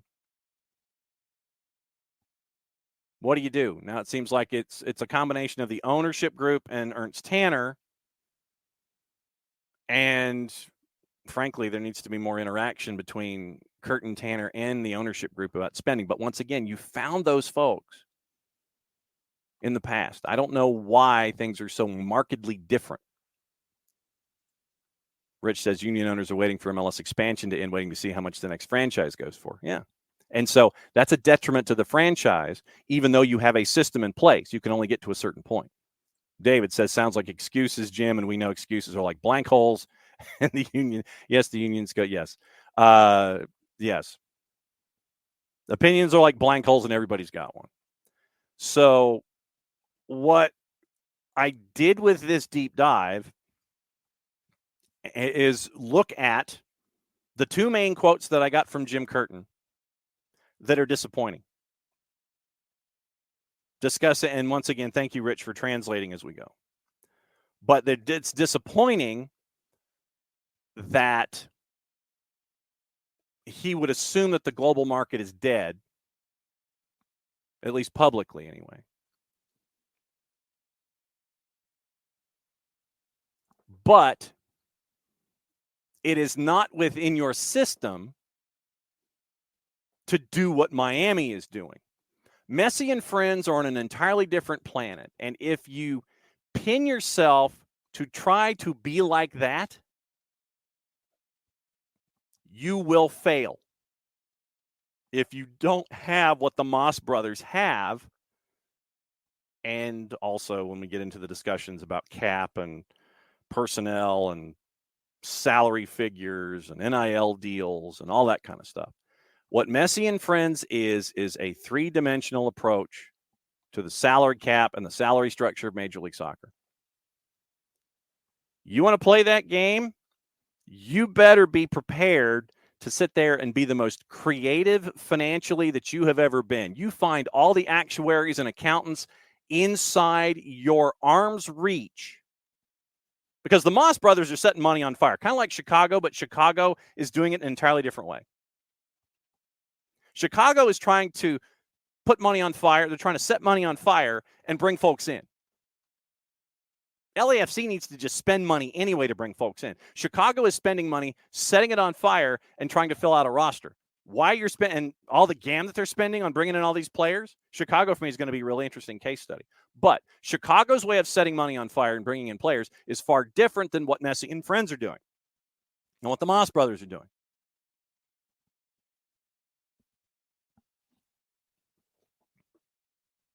And you can do that, but you got to have a younger owner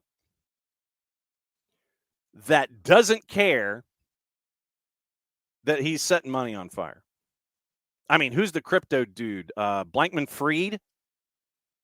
Somebody like that? Who would, it's like, yep, let's do it. Let's do it. Let's do it. Let's do it. That's what the Moss brothers are doing. The Moss brothers are trying to expand their brand, and it's damn the torpedoes and to hell with what the bottom line is. They'll go on the 100,000-mile planetary extravaganza, gas their players, but expand their brand. That's how they're wired. They want to expand the brand of the Herons and the pink and black worldwide. They want to be planetary with all these Messi 10s in pink. That's what they're doing. That is their thing. And the desire to do what Miami is doing, you better have somebody that's got a blank check and doesn't give two tinkers dams about the money he's spending and wants results. Literally, it's like Steinbrenner and the Yankees. Bring me the All-Stars. Give me Winfield. Give me Catfish Hunter. Give me A-Rod. All of them. Give me all of them. You want to be the Yankees of the 1970s and 80s. Only certain folks are wired to do that, though. And if you, as a coach in Major League Soccer, want to go against your DNA as a franchise where you have development that would be stunted, unless those folks like Kevin Sullivan, who at the age of 14 is making waves, would be getting starts, and we're staring at him like guys like Noah Allen and Benja Kremoski, where you'd be doing all the running with the stars doing what they're doing. Stars do all the running, take the over, do it that way, bring up the kids from Union 2. You're going to plug the holes, and then when you do well, we're selling you on, and we're going to work the system all over again. It's a delicate dance. But, Rich, to your point, next round of expansion, whenever that happens, yes, I know you're investing in infrastructure, but right now, this is who you are. The economics have worked. And there are only certain teams that will spend and overly spend. Spend like it's setting it on fire. Philadelphia has not been built to do that way. And for your coach to say, as I'm taking your translation, do what Miami's doing, goes 180 degrees against what you've built. And to ask your owner and your sporting director to do that is detrimental, I think, to your long-term prospects. It's like having a player's coach and then having a disciplinarian when you fire the player's coach because you're not successful. You go from one extreme to the other. You get that whiplash and it doesn't turn out to be successful. So there were some things. There were some things, like I said, Jonathan Tannenwald got his interview with Jim Curtin. And once again, true to form, there are some things that, that I wanted to talk through this morning when it comes to that franchise. I know that it's a punching bag and it's a rival of Atlanta United. It's a rival of everybody, and everybody wants to punch Philadelphia. I get that. But when coaches come up publicly and try and encourage things that they shouldn't, and it doesn't seem like front office folks are sticking to their own philosophies when it comes to bringing in players, keep an eye on Philly, because running it back with the same group, you're a year older. You're a year older. Rich is saying, or at least be like your identical twin Cincinnati, where you're dropping 8 figures on, talent. And then you move on Bupenza. You move on Brenner. And you move on Brandon Vasquez for 6.5. What does Cincinnati do to reinvest that money? That's my question. Cincinnati found players in markets where they could make some economical moves. It's a little higher than what a lot of folks might be used to seeing. But you end up with those kinds of transactions with your twin in Cincy, or Philly Light, or Philly West, whatever you want to call them. Cincinnati has finally figured out their path after initially being god-awful. Wooden spoon, and now they've turned it around. They figured it out. But they figured it out in that way. They have invested. They've spent money. The folks that were involved early in the decision-making processes finally realized maybe we need to bring folks in that know what they're doing more than I do. Surround yourself with people who are smarter than you. Cincinnati appears to have done that. Now, what does Philly do with the continued development of their talent pool from the academy side? With all of these veterans, and I did not anticipate that this was going to be a deep dive into Philly this morning. But with the quotes that were made, it raised my eyebrows a little bit, and so that's why I'm spending as much time. We may not be spending as much time on Philadelphia next week, but when a coach says these kinds of things, first off, it makes me wonder why he stayed or came back in the first place. And you're now at this age crossroads with a lot of folks. Dell was watching Messi Meets America last night. Pretty good. But, yeah, it makes me wonder. Makes me wonder what they they weren't allowed to show. We'll get into – all right, so let me get into the other union stuff here. I made the show good. Thank you. Once heard a theory that the union front office is built on winning the way they're doing, that any deviation from that would be seen as a failure. Evolution. Evolution is revolution, just a little slower. Folks evolve. As you grow, you evolve, or at least you should. Wiley, glad I could make an actuary reference. We'll get into the Messi discussion here in a bit, Dell. We'll have that as a late question of the day. Dell wants to know, do you think Messi leaves after this season? I'll leave that up for those watching on the video side, and we'll talk about it in a bit. All right. Philly, age-wise. This is what we're looking at here. And I'll go by contract expiration date. Quinn Sullivan's a U22. Portella's a U22. Brendan Craig is a U22. Bedoya is 36. Andre Blake is 33. Michael Ua is 29. Damian Lowe is 30. Joaquin Torres, 27. Matt Real is 24. Leon Flock, injured, 22.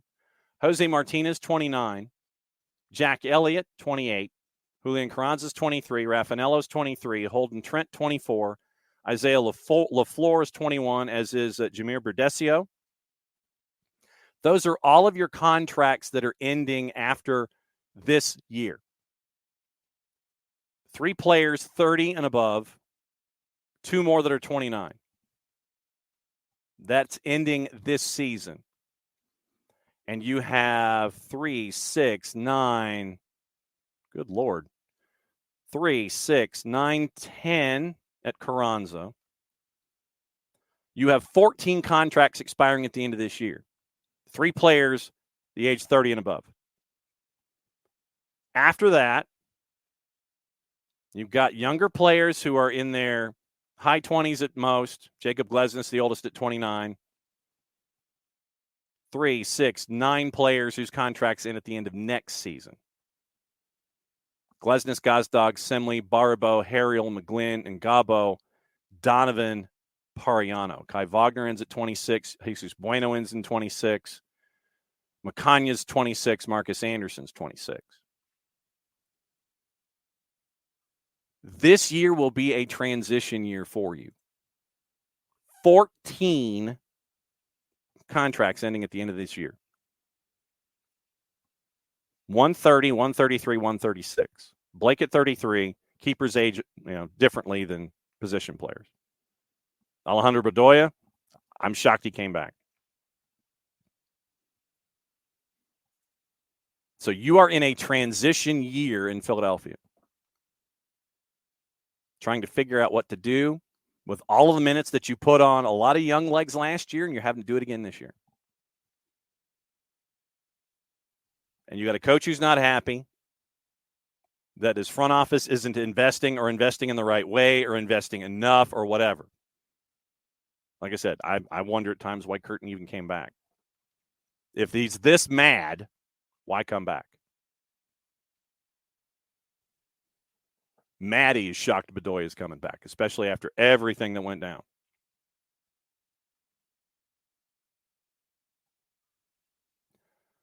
So that's where Philadelphia is. But like I said, when you have a manager saying what he said about Major League Soccer, kind of in a backhanded way, and I mean, yes, I know that coaches do this all the time, but make your comments more thinly veiled against your front office, not about the league. Because folks in the league do things in different ways. And they know how to. And the folks that want to spend money in certain ways spend money in certain ways. They can set it on fire. They can invest from within. They can find economical players. Or they can just, chase after veterans 30 plus and sit there and throw money after bad. Different ways to go about doing things. And legitimately, I think right now, even though I know that it's not going to happen, probably the best thing for you, Rich, is for your owners to sell. Maybe you get that infusion of capital like you saw in Houston. We saw what happened in Houston. They won a trophy. They knew something had to go down. But waiting for the next round of expansion fees and dues and things like that, like San Diego should have given the Philadelphia front office the idea of, okay, that's our number. Someone will buy you in this marketplace. Major League Soccer is an asset that is increasing across the board. We mentioned it when we looked at the figures from Forbes. But right now, investments need to be made in players that fit your system and continue the development that you have. And your owners might have to get into the pockets a little bit to try to get you over the top, but I don't see it. That's why I think you won't go to the last game of the year in the conference this year. I think you'll make the postseason. But I think all of those minutes on all of those legs, once again, by Jim Curtin, who is going to rely on his veterans, especially late in the year, you're going to get found out. Thus endeth the dissertation on Philadelphia Union and spending in Major League Soccer and MLS as an asset and all these kinds of things. All right.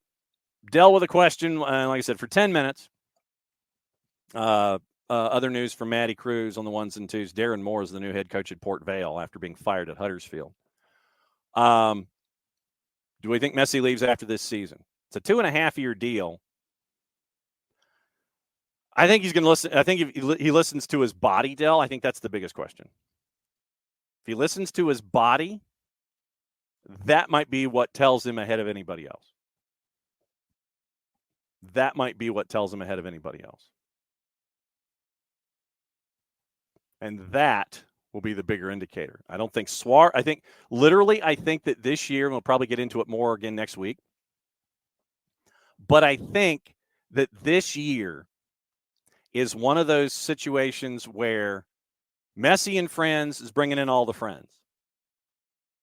And he might do it for one more year. But remember, Noah Allen is doing all the running. Aviles is doing all the running.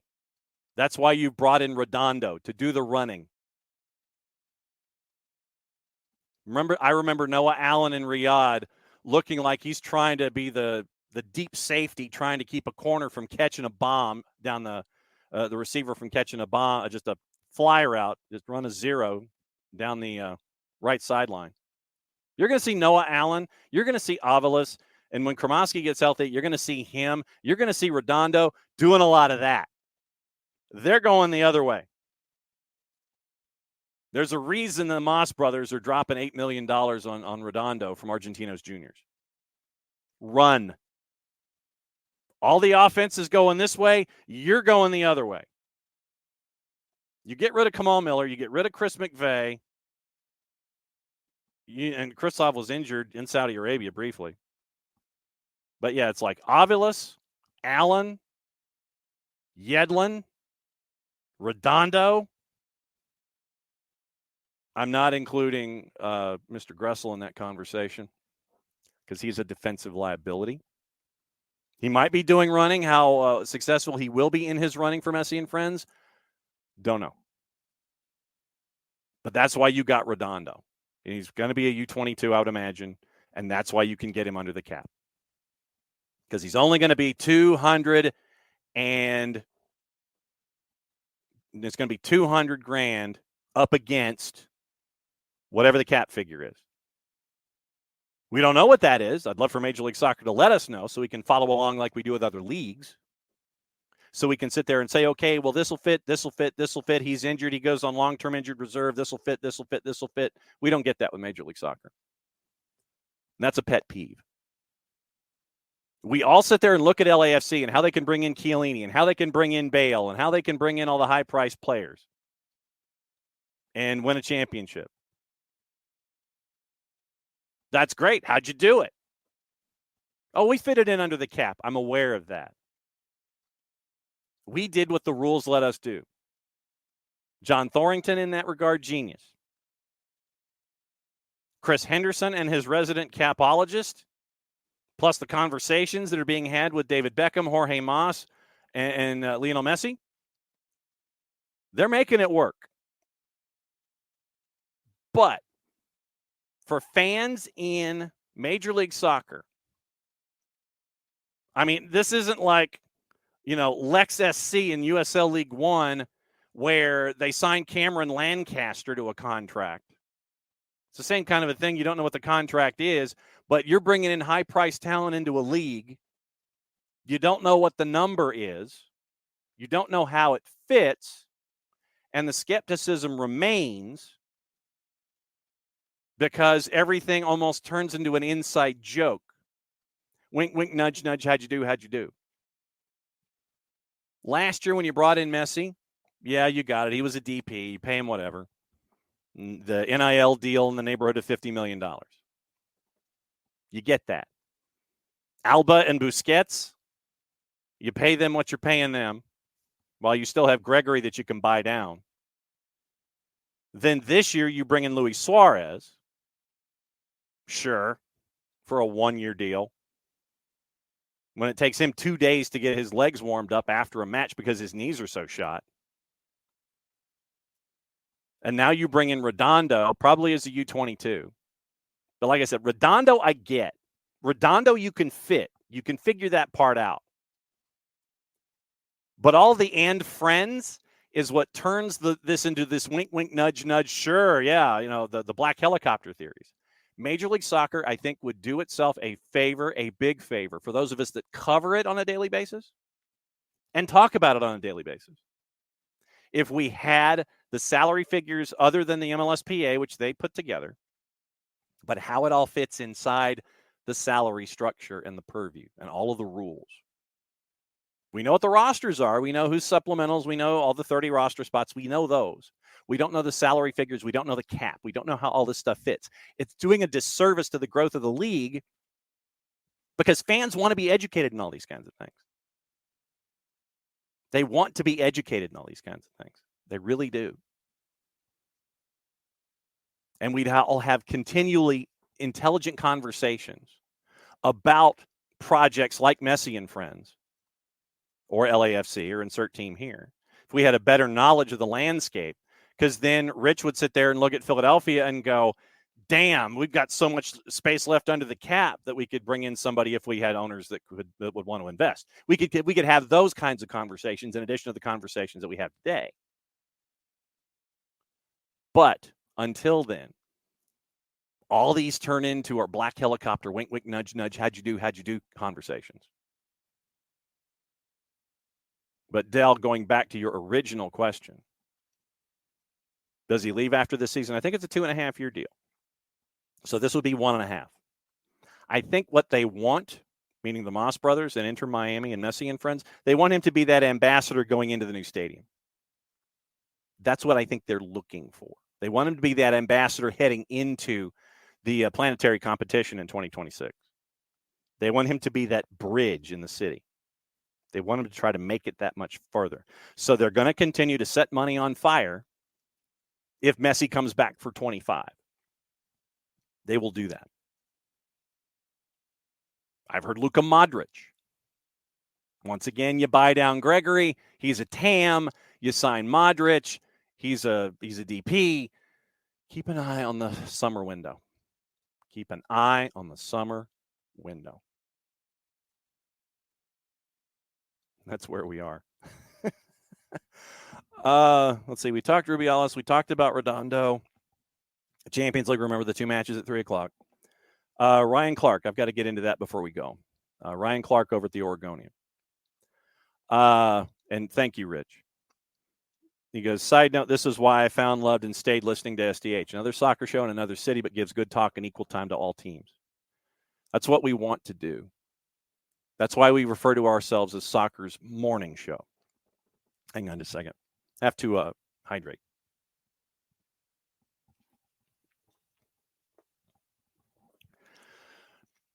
Because we get to grow the game every single day. We got conversations coming up with folks in League 2 in Dothan, Alabama. We get to be the home of the blast-off battle for an MLS Next Pro franchise. We get to see the growth in places like Statesboro, Georgia with South Georgia Tormenta. Everything in the USL League One footprint. Chattanooga Red Wolves, FC in Next Pro, Carolina Core in Next Pro, Greenville, Charlotte, Birmingham, Charleston. And that's just in the Southeast footprint. As someone who's 928 years old and as a journalist, you go where the stories are. And if the story's in Philly, as today it was, because in my daily reading, Jonathan Tannenwald caught up with Jim Curtin, and Jim Curtin said some things outside of game state that drew my eyebrow to raise. We bring it to the table. Because what we like to do here, we like to to be a part of the education process, the news process, the information process. And if the story's in Philly, the story's in Philly.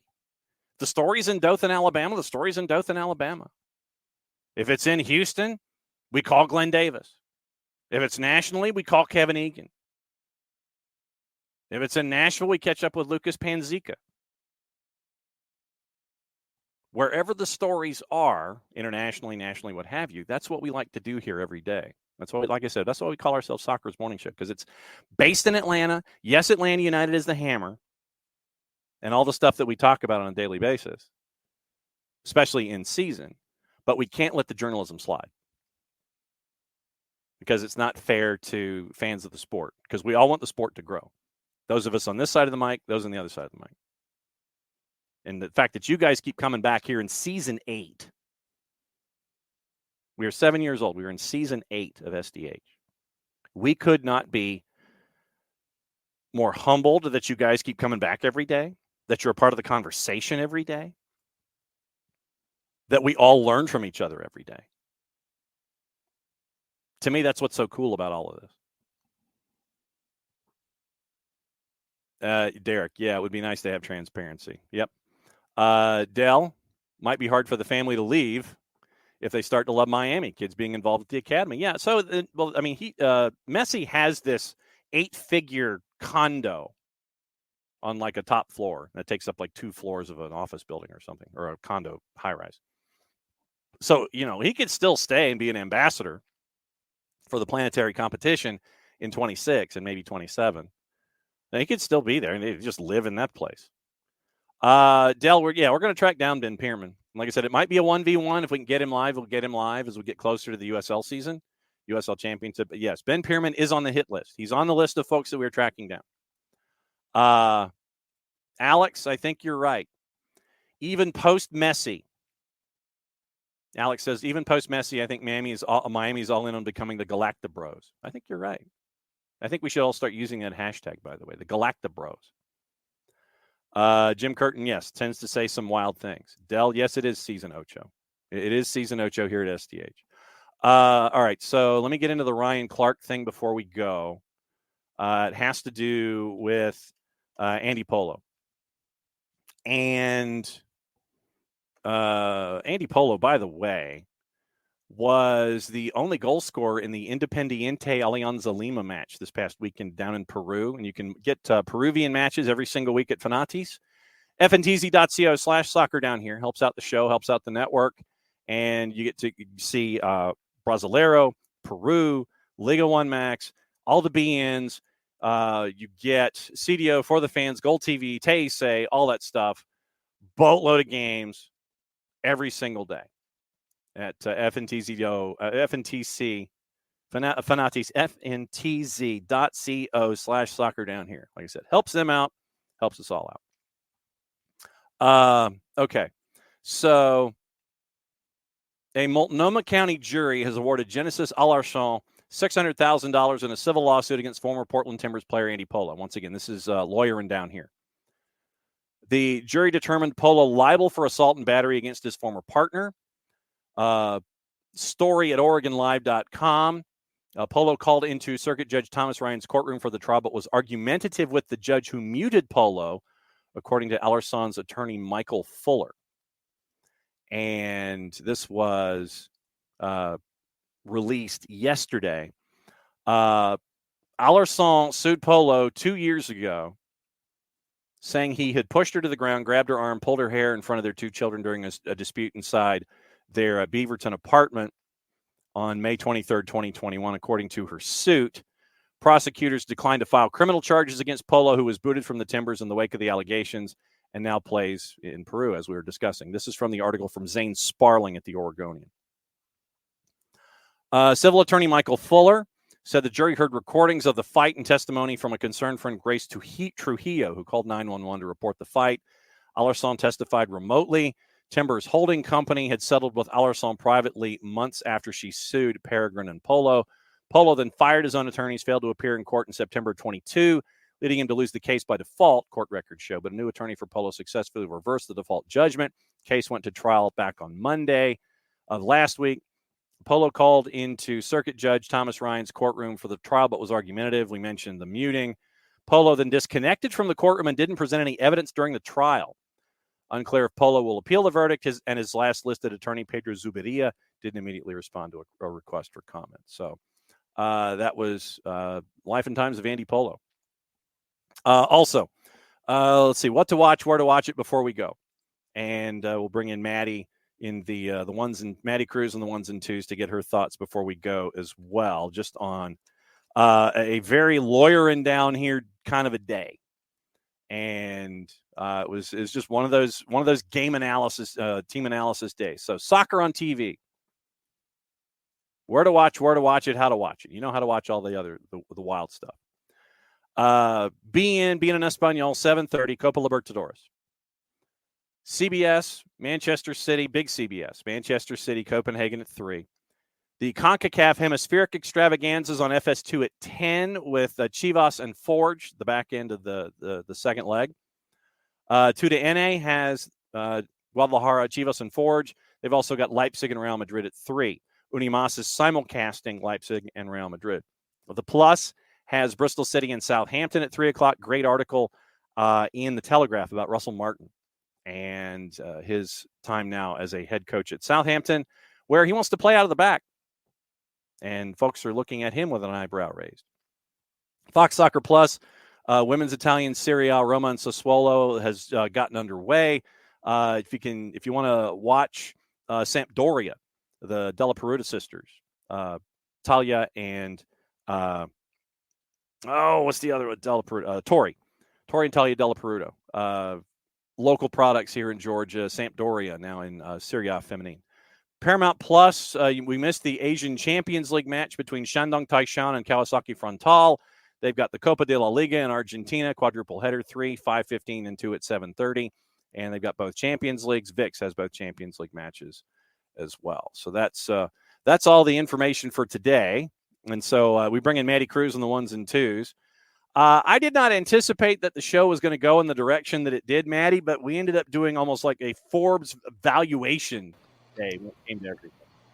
Hey, you know what? It was interesting. And, you kind of took away, like, it was nice. Like, I was, like, really intently listening. Like, there was a certain point where I was, like, just, like, listening, and I was like, oh, gosh. I was like, I still need to be looking at stuff. I was intrigued. Well, like I said, it's just this kind of analysis.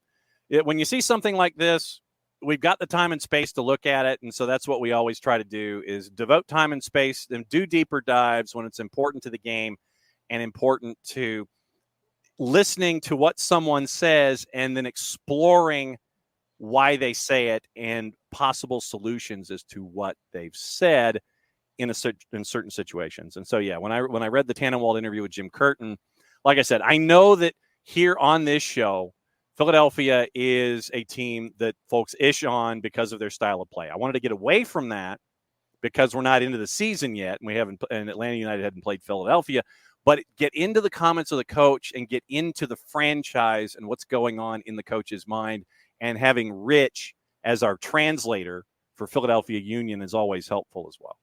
Absolutely. And I mean, even just like, especially with the talks of how the league is growing and how it's developing, I think it's important to have conversations like that because, if we were looking at this like a couple years ago, it'd be a completely different story.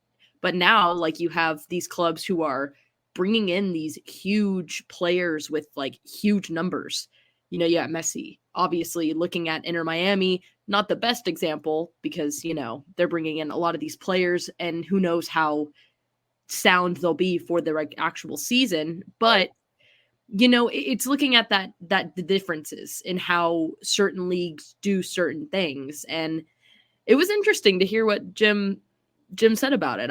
It's strange because of what he's trying to do. And I get that it's weird with the front office and everything. I understand that. But do you really want to be like an Inter Miami who's spending ass loads of money and not get anything from it? You got to look at the pros and cons there. And so I think it's really interesting. Well, with Messi and friends specifically, it's all about growing that brand and getting that stadium built and being recognized as this global magnet for football, and that's what they're looking at. I mean, David Beckham, the Moss brothers, Messi and friends, all the folks that they bring in, they want to be known as Messi and friends, or Inter Miami CF once Messi goes, but they want to be known globally. Inter Miami wants to be known globally as this force in the sport, and so that's why you do the 100,000-mile planetary extravaganza and exhibition tour and get your ass handed to you. But when you have matches in Hong Kong against Hong Kong team, and your merch line is out the door, and you're selling practically everything that you put on site, that's what you're looking for here. You're trying to grow your brand at the expense of early season training, and you end up doing a barnstorming tour and you get your butt handed to you. So it's all about growing a young brand with Messi and friends. I get it, but that's their way of doing things. Like I said, Chicago's setting money on fire in an entirely different way. LAFC is setting money on fire and being imaginative about it with John Thornton, their GM. Messi and friends doing it their way. Atlanta's doing it their way. There are different ways to have success. But Philadelphia, I think, is at a point where they have to adapt. They have to evolve. There has to be some evolution here, and it's probably going to take new owners to do it. Absolutely. I completely agree with you. Like, you can't develop a team like out of thin air. You know, it takes time to like grow it and develop it. Yeah. I think Coach Curtin trying to sit there and just be like, but I want this now. It's like, that's great, but you can't have it now. Like that's something that waits. I wanted a pony when I was 6. And I'm still waiting. I know it takes time. Yeah. So ponies take time. All right. So tonight you and Jason are Clarkston and McIntosh down in Peachtree City. Oh yeah. It's going to be fun. And it'll be on the network probably a little before 6 o'clock. Some very familiar voices will be discussing things, and we'll be talking about that at the beginning of a very, very busy week with us on the live. Clarkston and McIntosh tonight.